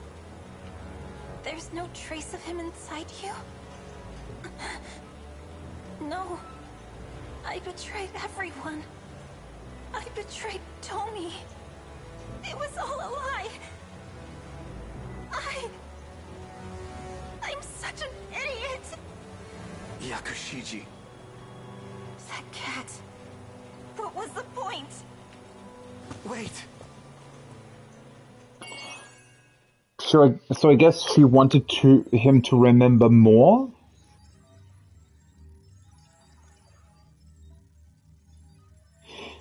Actually kind of confused. Like, what exactly did she want him to remember? Because, like, what does she remember? Does she remember some sort of relationship with him in the last loop? Or is she talking about the actual Izumi outside of this? Oh, I don't think so, because she wouldn't really be in love. Well, she could still be. I guess realistically, an 8-year-old girl could still be in love with her savior in a way. Like, looking at him as, like, Do you really remember that, though? Huh. Megumi Yakushiji. While Yakushiji is saddened by the fact that Kurabi doesn't remember her anymore, she's approached by Tamao Kurabi, who says she can arrange for her to live with Kurabi if she agrees on 2 conditions. Agreeing to the terms, Yakushiji accepts the rental agreement for the Kurabi house. Wait! Oh. Do you think that maybe... So... I guess originally...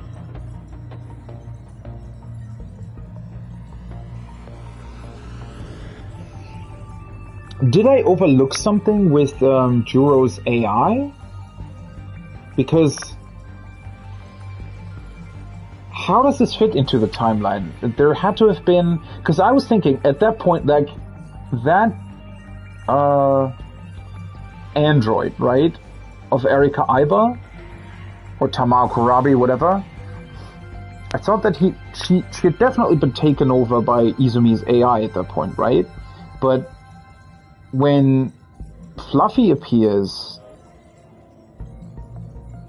at that point, the Izumi's AI had already been transferred into Juro. How does it really fit together timeline-wise?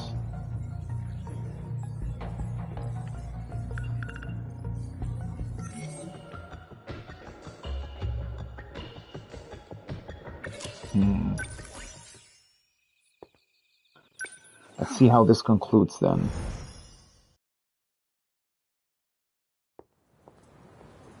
I mean, sometimes scenes are sort of obviously like they're connecting other scenes together, and they're then obviously skipping over events that aren't really that necessary to this particular storyline, which makes sense. But it's still... there had to have been some time sort of in between all of that, right? So maybe Izumi's original plan, while he was still inside Tamao Kurabe's android, was to manipulate Megumi into doing the stuff he needed to be done, but later on he switched into Juro, and at that point, like, he was able to manipulate her even more. Juro, he really is gone forever. I was gonna say, are we gonna meet up with Goto and Morimura and everything?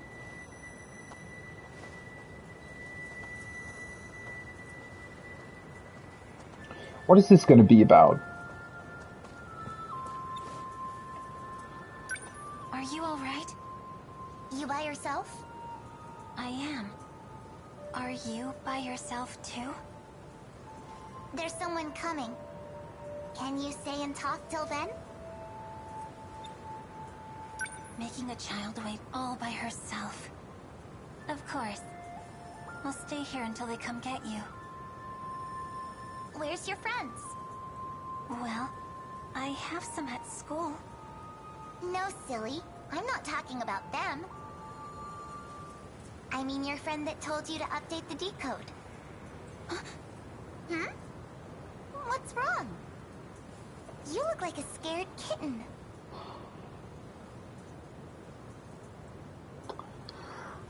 What's her objective here?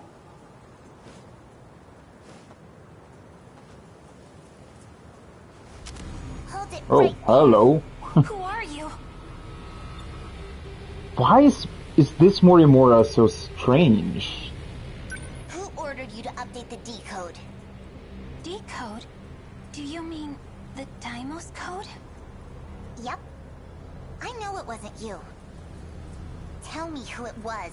Well, Izumi, It was obviously. a cat. Huh? A fluffy black cat with a white-tipped tail. So you caught her. Renya Goto. You're late, Goto-kun. What are their objectives here? So somehow Morimura is still working against Izumi, but why? Did you know? Do you understand what you did to me? I sealed your powers as a witch. To fight the kaiju. That's what I was told. Witches and cats. Interesting story. I thought you'd be able to see through the ruse a bit more. Wanna know what you shot him with? It was nanomachines. They added code to the ones already in their bodies. The code expands the kaiju's capabilities. How strong it will allow them to become, we have no way of knowing. That can't be. The one behind all this, the one who manipulated you, It's Izumi. it seems they are trying to take control of the decode. But wasn't Izumi's whole idea that They will also have control of the Sentinel dock in the factory. the Sentinels could be upgraded? We lose all our means of defense. Like, at least that's what he said. His goal was to start this game, this meta game, and he wanted to be able to expand the Sentinels' capabilities. So are Morimura and Goto just misunderstanding that and thinking that it expands the Kaiju's abilities, where in actuality Izumi made it so that it expands the Sentinels' capabilities? Or do both of those things sort of happen at once? Maybe Izumi tried to expand the Sentinels' capabilities, but by doing so, he also inadvertently changed the Kaiju.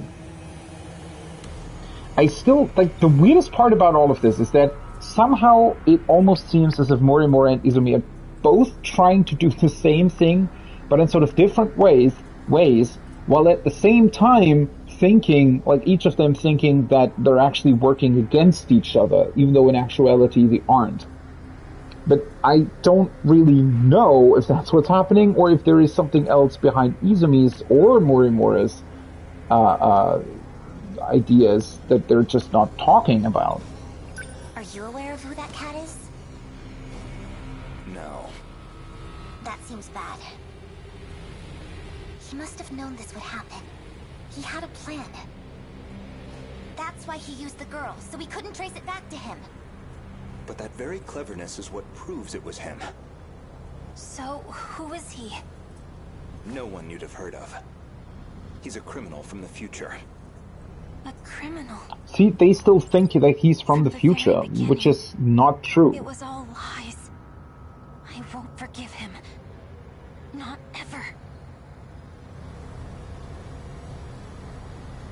So they also don't really know about the entire picture. I guess they're just misunderstanding his intentions of upgrading the Sentinels? Wait, what? What the hell? Why? Do I need to go somewhere?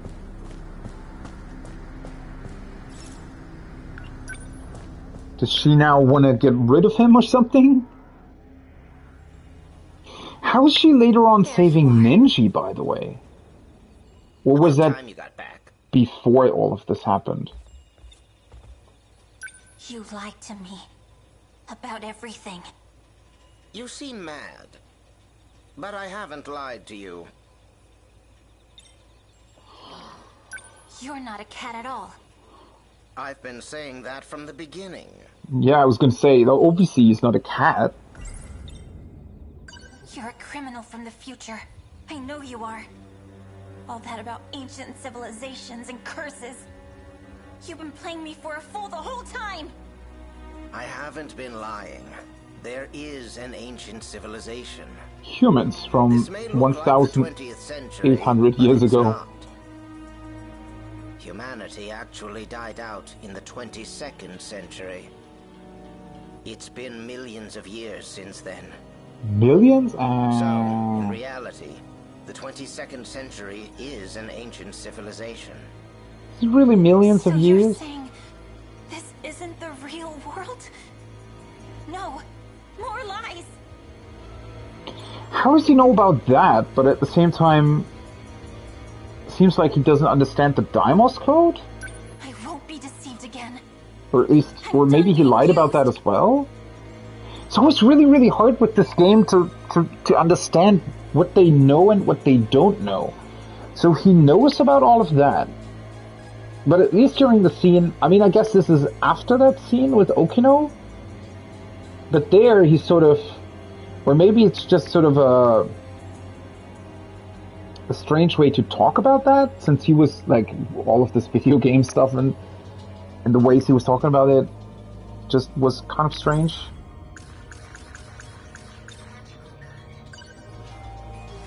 You convinced me to shoot my friends with this thing. And now you're in control of the kaiju and the Sentinels. Was that your goal all along? To end humanity? I've already told you. This is a game. I'm only making preparations. A game where our lives are on the line? Not if things go the way I want them to. I can get you all out of here alive. What? Oh.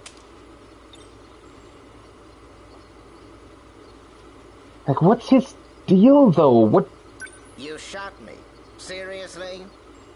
You've really turned into a dangerous girl. Although I guess that is my doing. Mm-hmm. I was gonna say.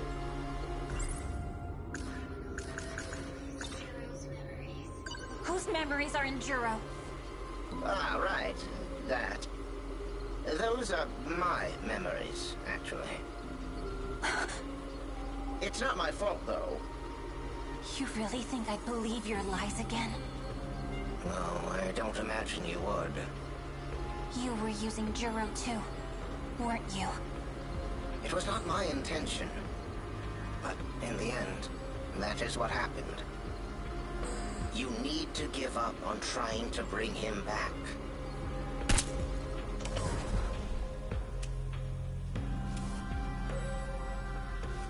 By the way, I forgot to mention, you're the final witch.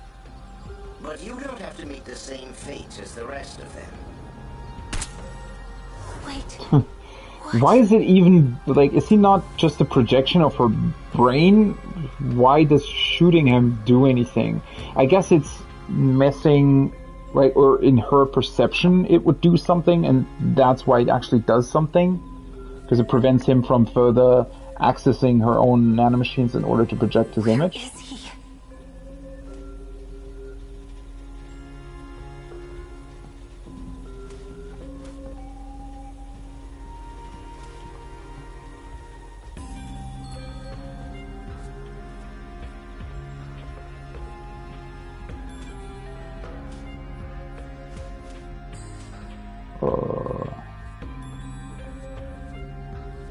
Do I have to look for him somewhere?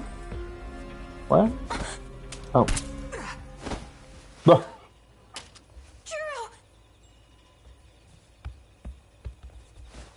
Okay. What's that gonna... What? Oh, or was it Fluffy's trick?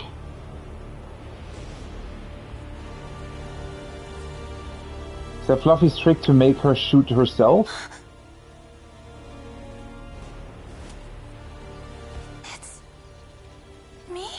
Probably. How is he doing that, though? This is all my fault. I forced everyone into battle. Yeah, she's... the only one who really deserves to die. Right. He's trying to manipulate her into shooting herself. Tommy, forgive me.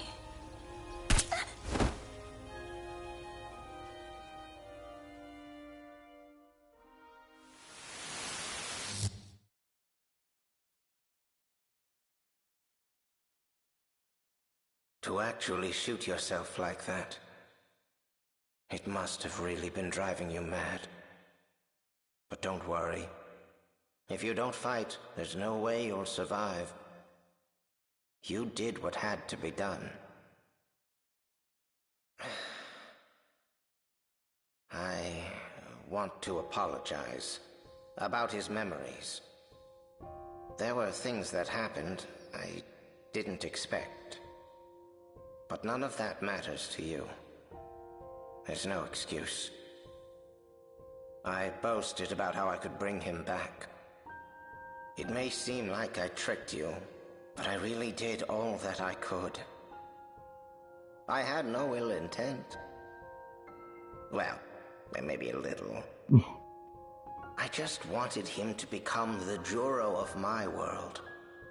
I wanted to control his feelings of love. Almost like a parent to their child. I wanted my desires to become his own. I guess I hesitated once I saw the depth of your feelings. There was still some human left in me after all. You might not believe me, but I really have become fond of you. Megumi Yakushiji, the days we spent together were surprisingly fun. It gave me an odd feeling, as if I were on holiday with a cheeky daughter. You left me some nice memories. And now it's up to all of you. I've made all the preparations I could. Since I was unable to hold up my end of our contract, this is goodbye. If our plan succeeds, I want you to live out the rest of your life with Juro. Take care, and good luck. Yakushiji. It's actually kind of sad, right? I mean, he is the... like, Juro's AI. I guess he also doesn't know what originally happened. Shoot yourself in the stomach? With that gun?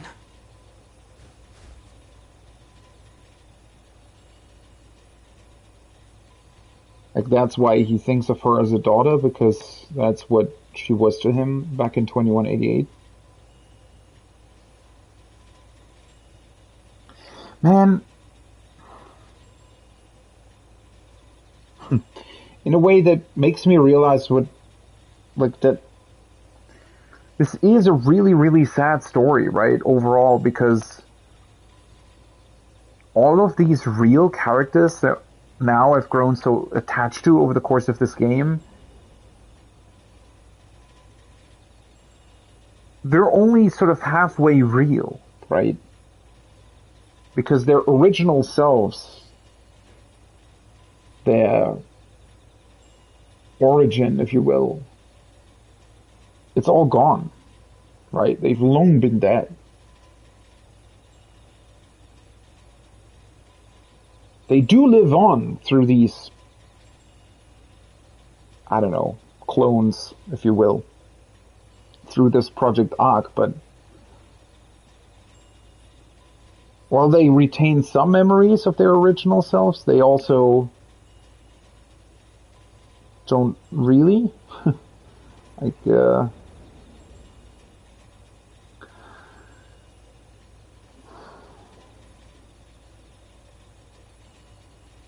Like this, right? These feelings that Fluffy / Izumi's AI had for her being his daughter, he doesn't entirely understand where that actually came from. We do, but no matter what they do here, right, it's never gonna return everything to, I don't know, a happier version of the year 2188.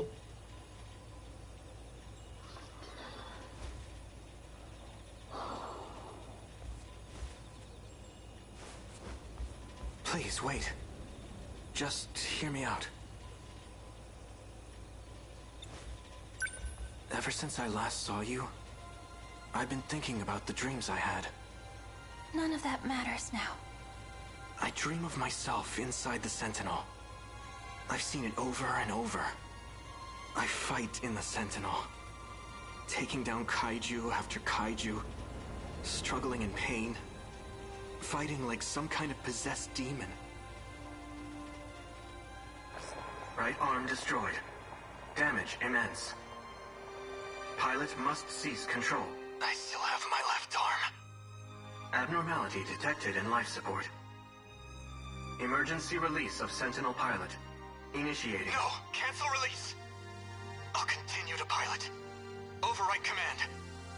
I won't let them destroy Megumi City. This place is home to all our memories. Life support limit reached. Emergency release procedure. Initiating. No! Cancel the release! I'm not done yet. The more I thought about it, the clearer it became. The only one who has experience piloting Sentinels is the Juro Izumi you know. These are his memories. In battle, he was always calling out someone's name. I didn't realize it at first, but I know it now.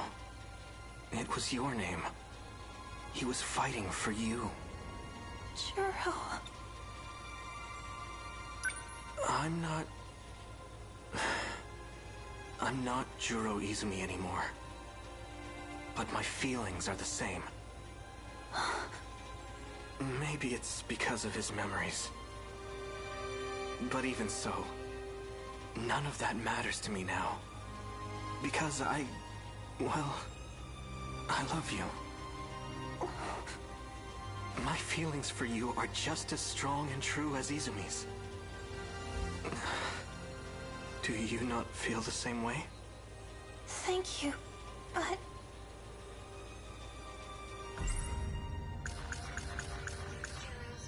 Fluffy really was trying.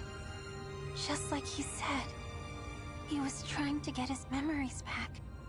What do I...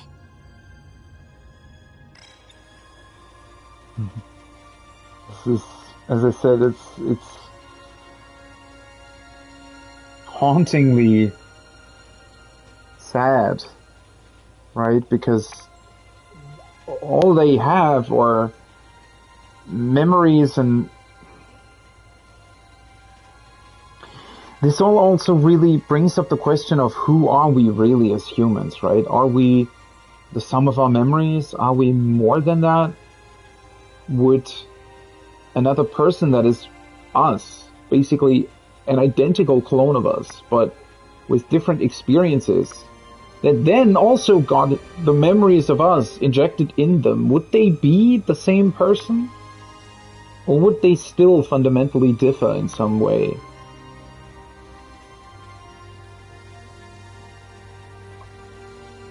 It's true I may not be as strong as him, but I don't care. I will protect you with everything that I have. And it's made even sadder by the fact that they don't really know why they feel like this in the first place, right? What their origin really is. Their actual origin. No. I'll never let you fight on your own again. I'll fight to protect you too, Juro. I wouldn't have it any other way. Does that mean Yakushiji?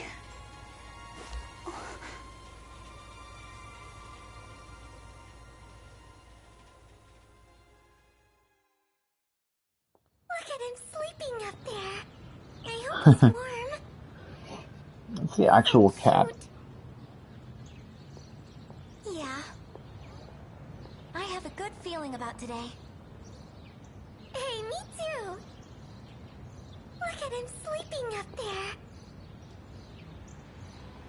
I wonder if he'll still be there at lunch. Doubt it.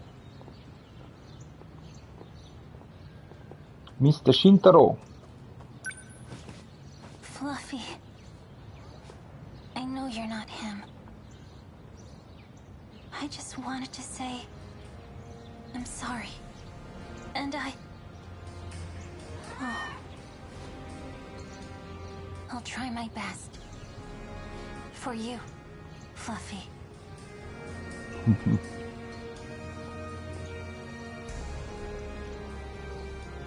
So...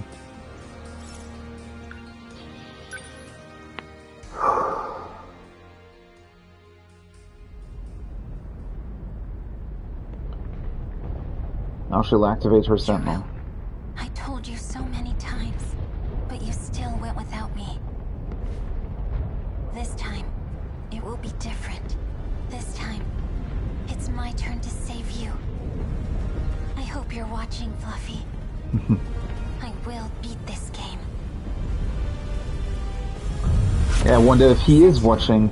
Activate.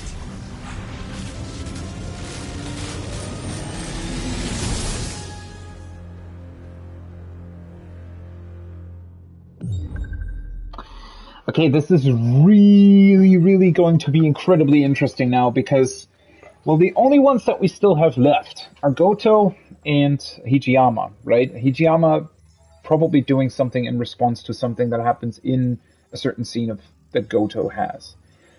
And I guess what remains to be answered, well, there are still some fundamental things that we don't really know about yet, but Izumi is setting up this final battle, right? And I do think that he's, I mean, with all of the, clearly he cares about Megumi, right? I think that's been very well established, meaning that I don't think he's trying to like deceive us or do anything like that. I think Izumi fundamentally wants us to succeed here. And so I think that everything that he set up with the Kaiju and the Sentinel upgrade system, as he himself said, it's supposed to upgrade the Sentinels. It's not to upgrade the Kaiju. That might be an accidental sort of thing that he wasn't aware of, that the Kaiju would also upgrade themselves through that, but it wasn't his intention. So now the things that are left to be answered with Goto and him being together with Morimura the entire time is really, well, what is Morimura's goal and why does it differ or why does she think it differs so fundamentally from what Izumi's doing? And yeah, how does this all really come together, right? I wonder if that's, I mean, I feel like there are going to be some major revelations here in Goto's story.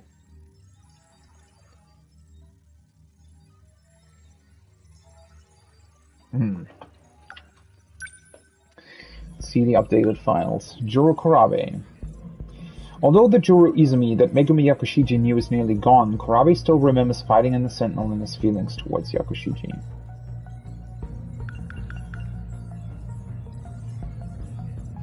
Unable to handle the crushing weight of remorse and guilt for forcing everyone into battle, Yakushiji shoots herself with a magical gun. She's soon woken up by Kurabe, who tells her about his memories from being Juro Izumi and his current feelings towards her. Yakushiji realizes that Fluffy intended to keep his word from the beginning. In the Kaiju Pier 1985, Yakushiji makes up her mind that she'll be the one to save Juro and beat the game. Then she activates Sentinel number 23. And Fluffy. While Yakushiji lies unconscious on the floor after shooting herself with a magical gun, Fluffy speaks to her about his true motives, then leaves. All this time, he's been talking to her about magic when his true goal concerned the Sentinels. Fluffy's true identity is 426, or Juro Izumi. In order to prevent the kaiju invasion from destroying the world, Fluffy had Yakushiji inject nanomachines into the witches, which unlocked the entire Daimos game system. Although this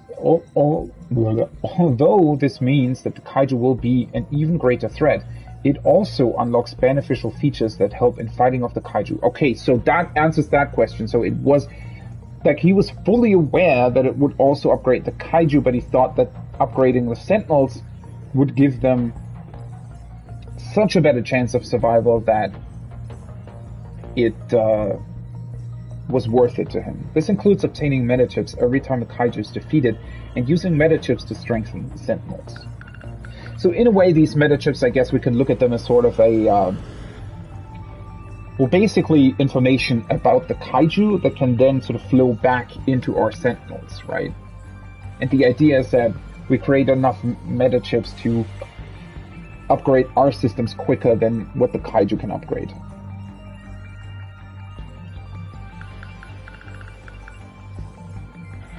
Sentinel pilots who were shot by Yakushiji's syringe gun are able to enhance their Sentinels by utilizing the Daimos game system. Okay, so that also answers that question, actually, that I had for a very long time. What exactly are these nanomachines changing? Because clearly all of these people already had nanomachines in them. So what this gun is actually doing, it's inserting this upgrade system that we now have into the kaiju. That's pretty cool.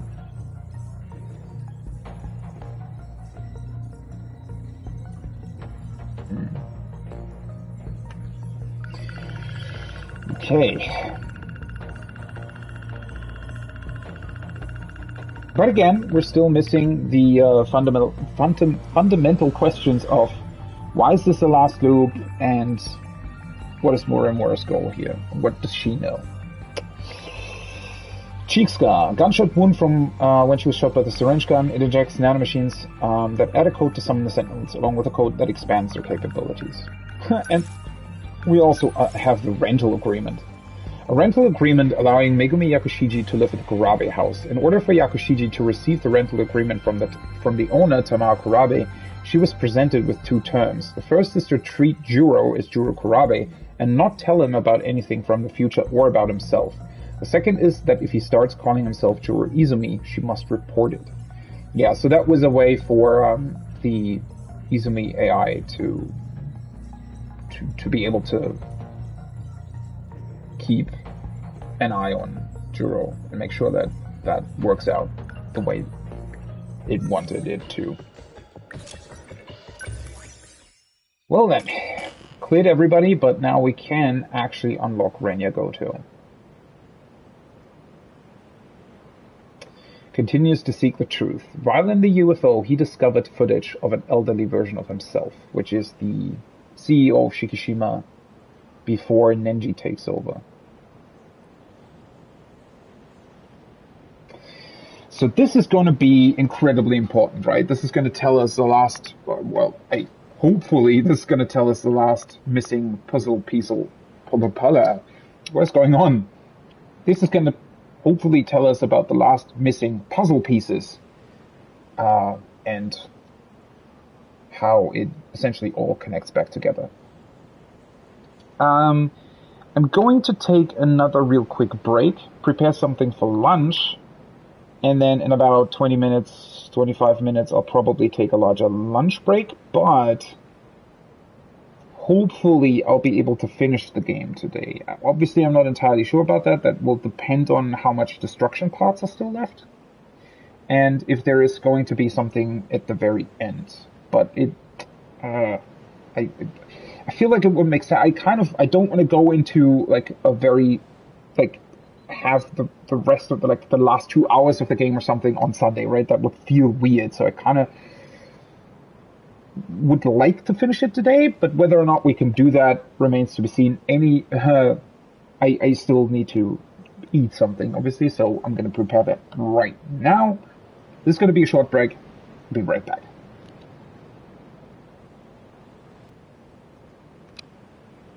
All right, lunch ordered. So, yeah, I'll have to take my lunch break in about 20 minutes, 25 minutes, and then, well, obviously I'm going to continue now, but hopefully we'll get through all of this. Again, I don't want the game to finish. It's been a really, really incredible experience, but I want to have the finish be, not sort of cut in the middle or something. So hopefully that'll work out. But let's finally take a look at Rania Goto's story, which we haven't really been able to beyond the prologue of him. So let's see where this goes.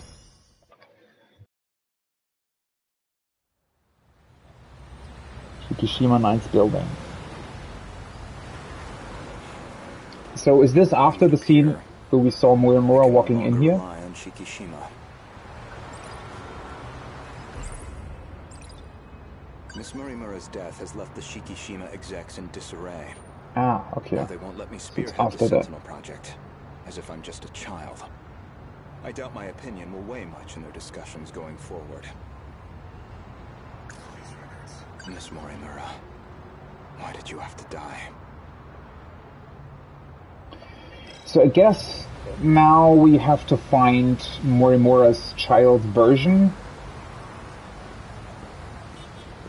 It's interesting, though, that this takes place after she dies. Which makes sense, though, because most of the scenes where he was in, we've basically already seen, right, with the other characters.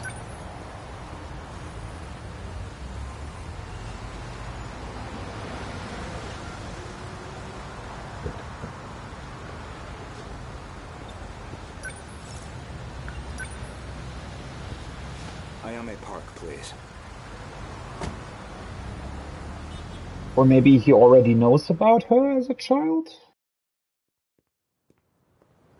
And he was just mentioning Morimura's death because it meant that it makes it harder to, deal with Shikishima?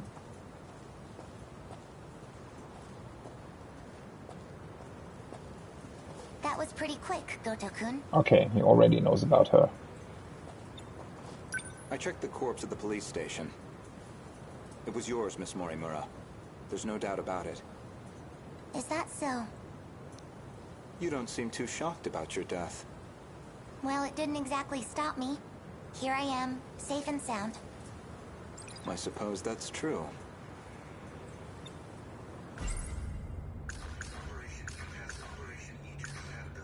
Ever since the battle that ended with the Sentinels infected, Miss Morimura has been pushing this operation as one of its fiercest supporters.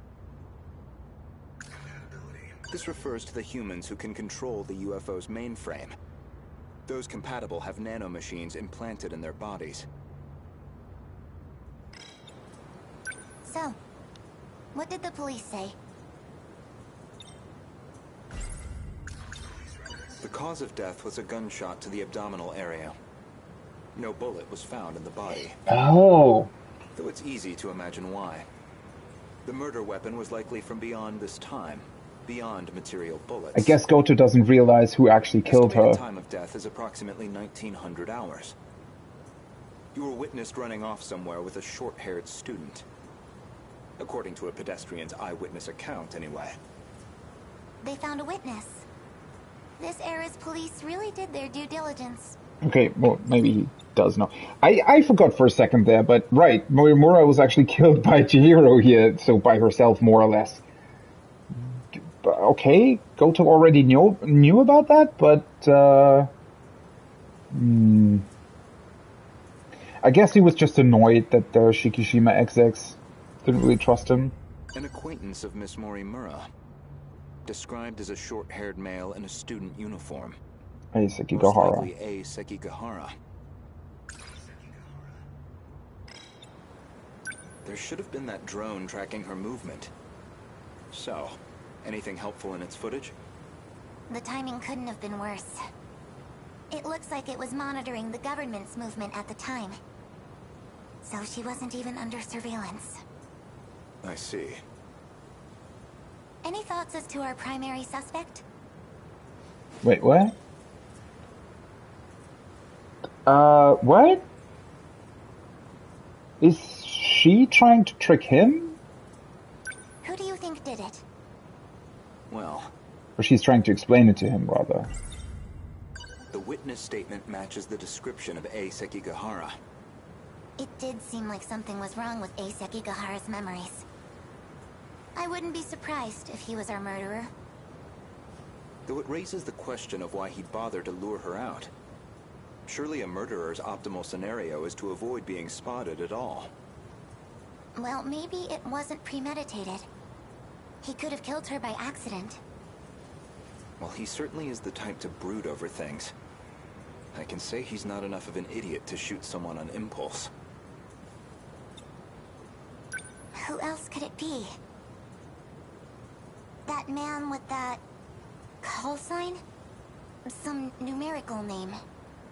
Logically speaking, he would naturally be another potential suspect. Wait, did Chihiro... Is she not aware of herself doing that? Or was that somebody pretending to be her? Now I'm confused again. What the hell? He did attempt to eradicate all the compatibles. He's a dangerous individual, and he's still at large. All that's left of 426 is his consciousness.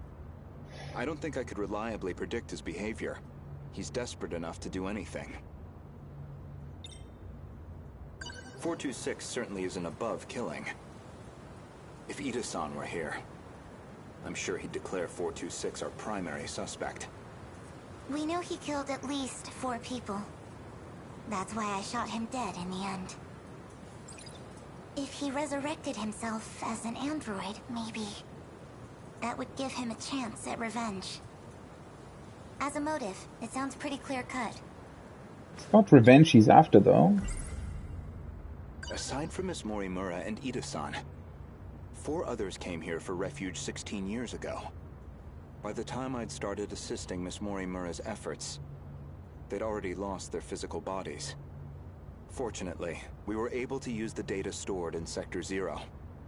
This allowed us to meld their replicated consciousness with AI.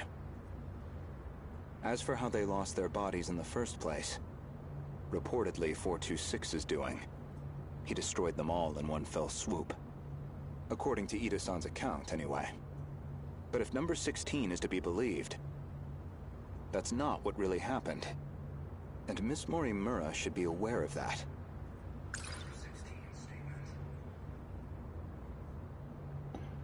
I spoke with the pilot of Sentinel number 16.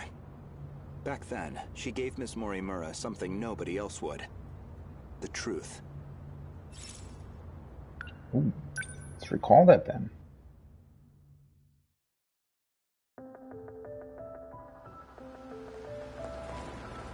Wait, what do you mean? Could you go over that again? Our defensive maneuvers failed. So we decided to stick to the plan. We all headed to the gate to escape. But there was an explosion while we were shifting. From what I can tell, the Type 98 we were shifting in got attacked. But that's the last thing I remember. After that, nothing. But that means... Is that Morimura, I how said? your data was damaged? It wasn't some plot by 426 after all? Just an explosion? We never did manage to completely reconstruct your data. I thought it was just that you didn't get converted in time, but... You were all dead before the shift even happened. Ida-kun, you said he killed the 4 of them. I I know you did. You said he sabotaged them, killed them. Given the chance, he certainly would have. You lied to me? Wait, so what that was that He entire already tried to kill scene? us all in the past. You know he'd have tried again if we left him alive. Killing him was the right call. No. That means... What? Now I'm even more confused. The fuck? So... was that scene where we saw Izumi killing people just sort of a fake memory then? Implanted in somebody's brain but not actually true? Ida was the one who ultimately killed him, but all of that is like based on completely false assumptions, right? All of that is based on them thinking that he's doing something weird, but where in actuality he's just trying to make them all capable of fighting back. Okay, so their data got corrupted and they weren't fully copied over to Sector 0.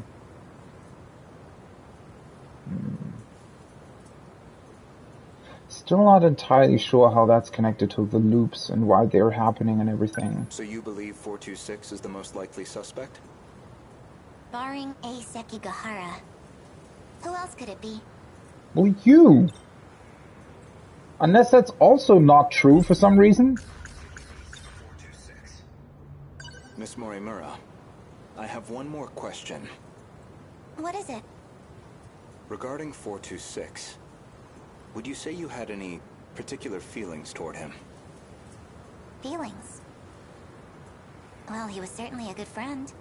I felt like he really understood me. Well, used to, anyway. Where's this coming from? That doesn't make sense. According to number 18, or should I say, Tamao-san. What was her I statement? had a hunch about Miss Morimura's feelings, and my discussion with Tamao-san only confirmed my suspicions.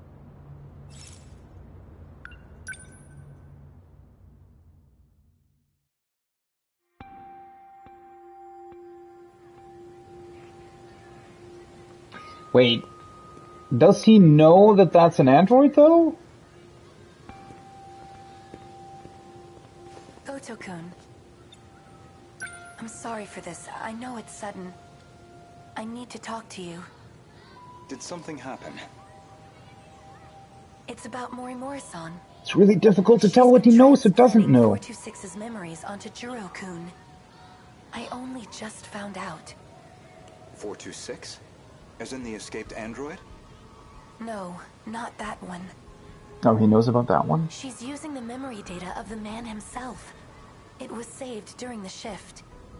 In other words, she's trying to use Juro to create another 426? I did my best to talk her down. She's letting me handle Juro-kun's treatment now. Still, I don't think she's given up on this. So he knows about the escaped android, but doesn't suspect her being that android? Or is this before that happened and he's sure that she's actually not that android? God, this is all confusing. Trying to bring back 426? Well, I've been giving her some advice about it. And I understand where she's coming from, but... Morimura-san is in love with him.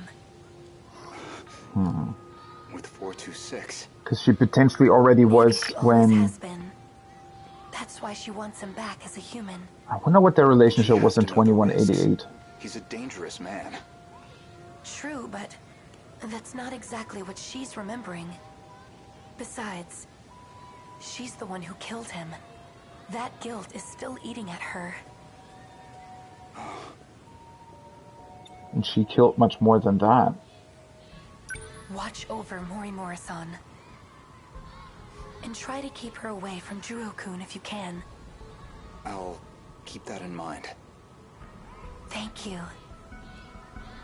I can barely take the idea of 1426, let alone 2. This is also confusing. This can mean a billion different things. Fucking hell.